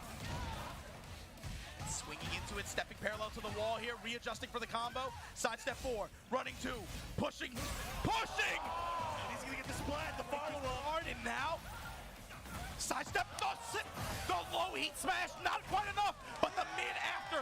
Mogul threatening to steal this second game here in Grand Finals. Such an important round for both of these players here. Mogul on the verge of going up 2-0 here. If he goes up 2-0, that's gonna be a tall punishment. order. Mogul, can you do it? Right now, stalking prey back to the wall here. This time jabbing. Atif no longer as aggressive as he was before. Oh, the third hit. Mogul tamed him, he slowed him down. Oh, but now offense going back at you. Life lead in favor of Atif. Shots. Oh, stab, makes it down 4-2. Oh, but he has to be careful here. What's he gonna do combo-wise? Get a blow kick, grab, break it. Mogul with just a stunner step. Activate, try to take advantage here. Blue Moon burst. Block. Fucking punish! Gonna get the range art finish. Mogul. Should be able to get 2 games here. Oh. And he keeps it simple. The momentum swing to take that game. Mogul right now. Decisions, man. I have full faith that Atif is gonna stick it with Ana. Because whatever character he locks in, he has to use and win 3 straight. Wait a minute, he's at the character select screen. What's he gonna do? What can he pick in this situation? Oh my God! Y'all must have forgot. Y'all forgot. Yo, this is the decision. What's the vision here? Maybe it's a... This is a different character from what we've seen. For sure. In year past. Especially with more mobility options in the recent updates. You got to remember that. Maybe that's going to come into play. Maybe that's the vision. Again, decision. He has to win 3 games straight with this new Dragunov. Here we go. While setting 1+2 heat activation. The follow-up here. Stalking his spray. Goes with the down 2 here. In heat now. Mid strikes from Mogul. The dash swing, backswing. Are you serious? Stop the yard. Salvo. Testing the salvo and then Russian assault. The smash. Back off. Slide. Offensive powerhouse. Nice step here. Ignition switch. Follow up here. Has the wall. But the second hit. Oh my God. He can't get away from it. Obviously going to activate here. Try to push towards the wall as much as possible. Good patience there. Again, the punish. Oh, and he gets the second hit. The follow-up. He's going to range art. Oh, no way. Didn't get the wall. And he got the break. And just like that. The 4-4-3-2 paying dividends here early on. Mogul. Here from Atif, picking that Dragunov. Looking upset. And go 3 games straight. He needs to get 3 games straight here. Salvo, counter hit. Mogul trying to get a sense for his press timing too. Counter hit grab, able to side swap there. Wall advantage for Mogul. Back 1, side step 4, back 1 guarded. Pressing mid, strikes. Just like this, tornado at the wall, activate. Now Atif, you got a problem. Break it. Oh, his hands are back, and that is the launcher in heat. The follow-up here, he's gonna get the wall. Let's see what Atif can do with it. Show me what you're gonna do with it. Back will pursue the follow-up here. Continue with the pressure. Side step. Big risk there. The low, the follow-up here. He has range too. He has to be careful. Time's a wasted. Oh, does he get the wall? He doesn't. He's out. Side step 4. The roll. Kick. Mogul. None of those tricks. They're not gonna work. They're not gonna work here. Tournament point. Gold on turn. Combo breaker point. Oh, he tried to punish too slow. Counter hits now adding up for Atif big time this round. Got the wall. It's gonna be big damage coming up here. A spoon in your face. Activate. Now what? Get some guaranteed follow-up there. Low jab here, keeps the pressure. Heat smash. Can he do it? Tundra slasher combo and then backing off. Rotating around clockwise. Mid strikes here from Mogul. In rage, got heat. Looking for any big hit. I respect it. I respect it. Here we go. Atif finally getting around here. Making Dragunov work. We get out here. Low touches here. Constant step to the right here from Mogul. Micro steps looking for any lower mid attempt. And again, you got to think about the Jab to interrupt. The timing. Pin it down too, but here comes the salvo combo to engage. big low there. Goes with the low hatchet. The follow here again, back to back. This time go for the heat smash. There's so many tools that, oh my God, he gets a stun. And just like that, he might be able to push it Have into the carried the final round. spin. Oh no, the wall messed it up. Carry. Final round here. Game number 3. Atif needs this round. Atif looking unfazed. 2-1 testing with the high mid. Counter hit. And now Starburst on the table. Mogold right there.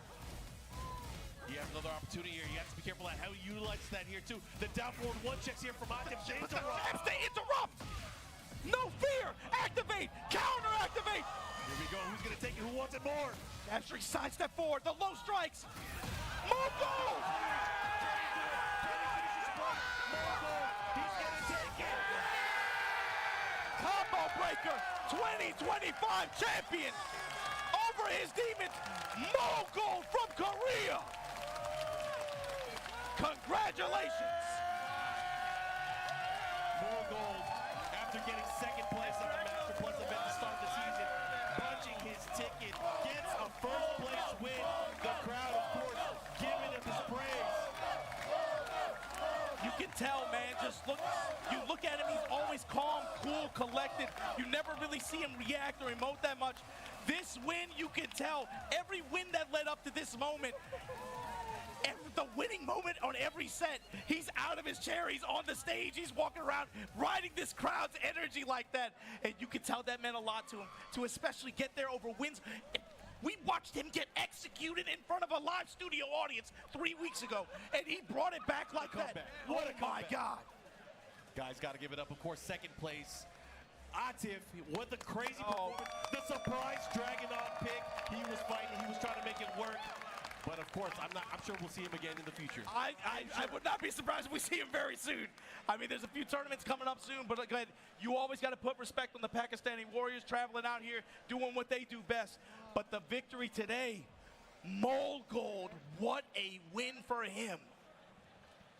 Shades of last year, he was able to score some big wins, but again, being able to do it on a big stage like this in a Master, especially to open up, basically open up on Season 2, and you got to me, it's about when you get broken down the way he did a few weeks ago, and then you come back across an ocean and be able to perform the way he did this weekend, that's got to be a good feeling, man.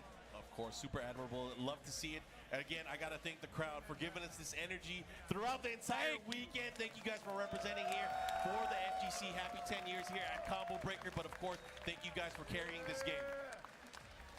And also, you got to put a big thank you out there.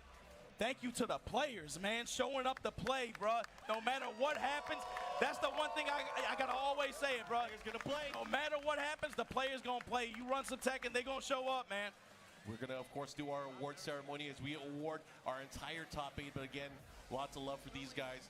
I had a great time, Obama. Is there anything you want to say about what we witnessed and what we experienced this weekend? Because we got a lot more TWT coming up. You already covered it, Mark. All I can say is, yo, thank you to everybody. Thank you to everybody who came here and was a part of this. And also thanks to everybody who couldn't be here, too. We've lost some people along the way, too. But just thanks for enjoying Tekken and thanks for enjoying this competition the way we have. Also, I got to shout it out. Midwest. Y'all came out. Midwest. Midwest. Thank you guys for being here. And again, thank you guys for carrying us.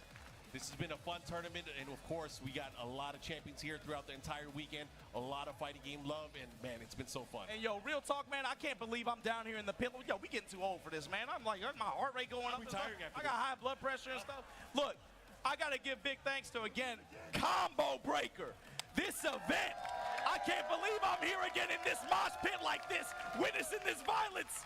Yeah, again, lots of love to the entire tournament staff, everybody that's out here and put it together. But with that said, too, you gotta give thanks to everybody who signs up and keeps playing for the game. Everybody watching from wherever you're watching from in the world. Hopefully you guys enjoyed the action you saw this weekend.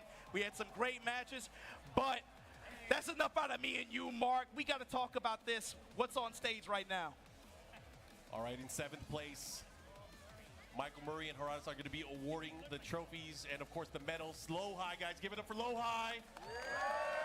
Then give it up for Papa Bear, tied in 7th place. Rank 2. And up next, tied for 5th place from Japan, we got Pinya. A Ninja Master. You already know, baby. He's, the Emperor of Tekken. Arslan Ash. And in 4th place, out of Korea, the Kickmaster himself, we got Edge. He's an edgy guy, but this next dude, put your 4s up for the GOAT, me! And of course, as we get to our top 3, we already awarded Nee his medal here. We got to give it up for 2nd place, all the way from Pakistan, Atif. But baby, your Combo Breaker 2025 champion. Mask off, glasses off, Mogul! The gold means something. Taking it home, gets the big trophy there. Congratulations to Mogul. Congratulations to Korea, taking this 2nd Master event on the tour.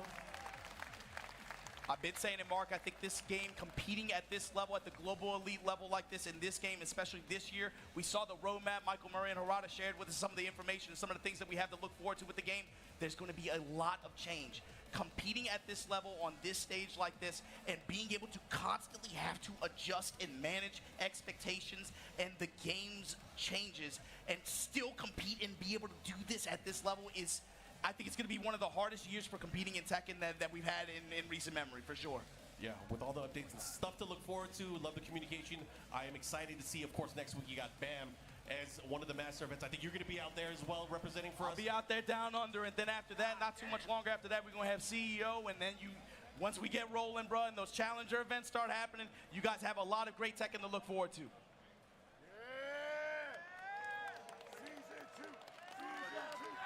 We hear the crowd. We love you guys. Again, thanks, guys. Appreciate you guys. Thank you for the good ass Tekken. Obama, we're about to set him free. Is there anything you want to tell? Yo, they're telling us about it. You guys can hear it.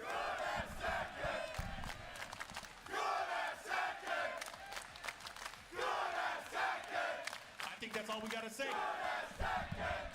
Obama, let them know where we're going. We'll holler at you guys next time. See you in Australia. Everybody be easy.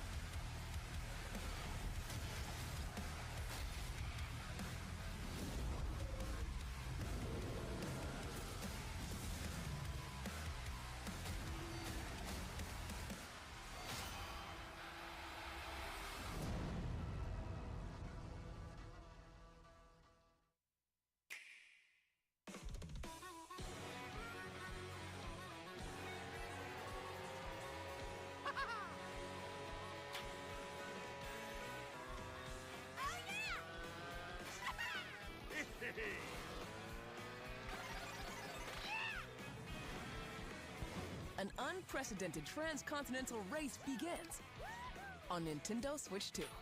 Mario Kart World. Look out at the city. Don't see what is, see what could be. Why do you want to bring back Manhattan? You see, power equals power.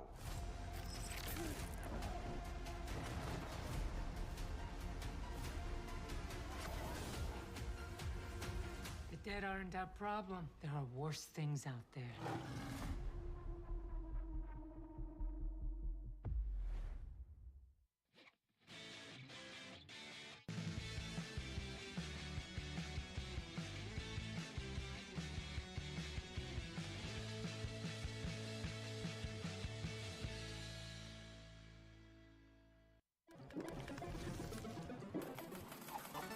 Red Bull gives you wings.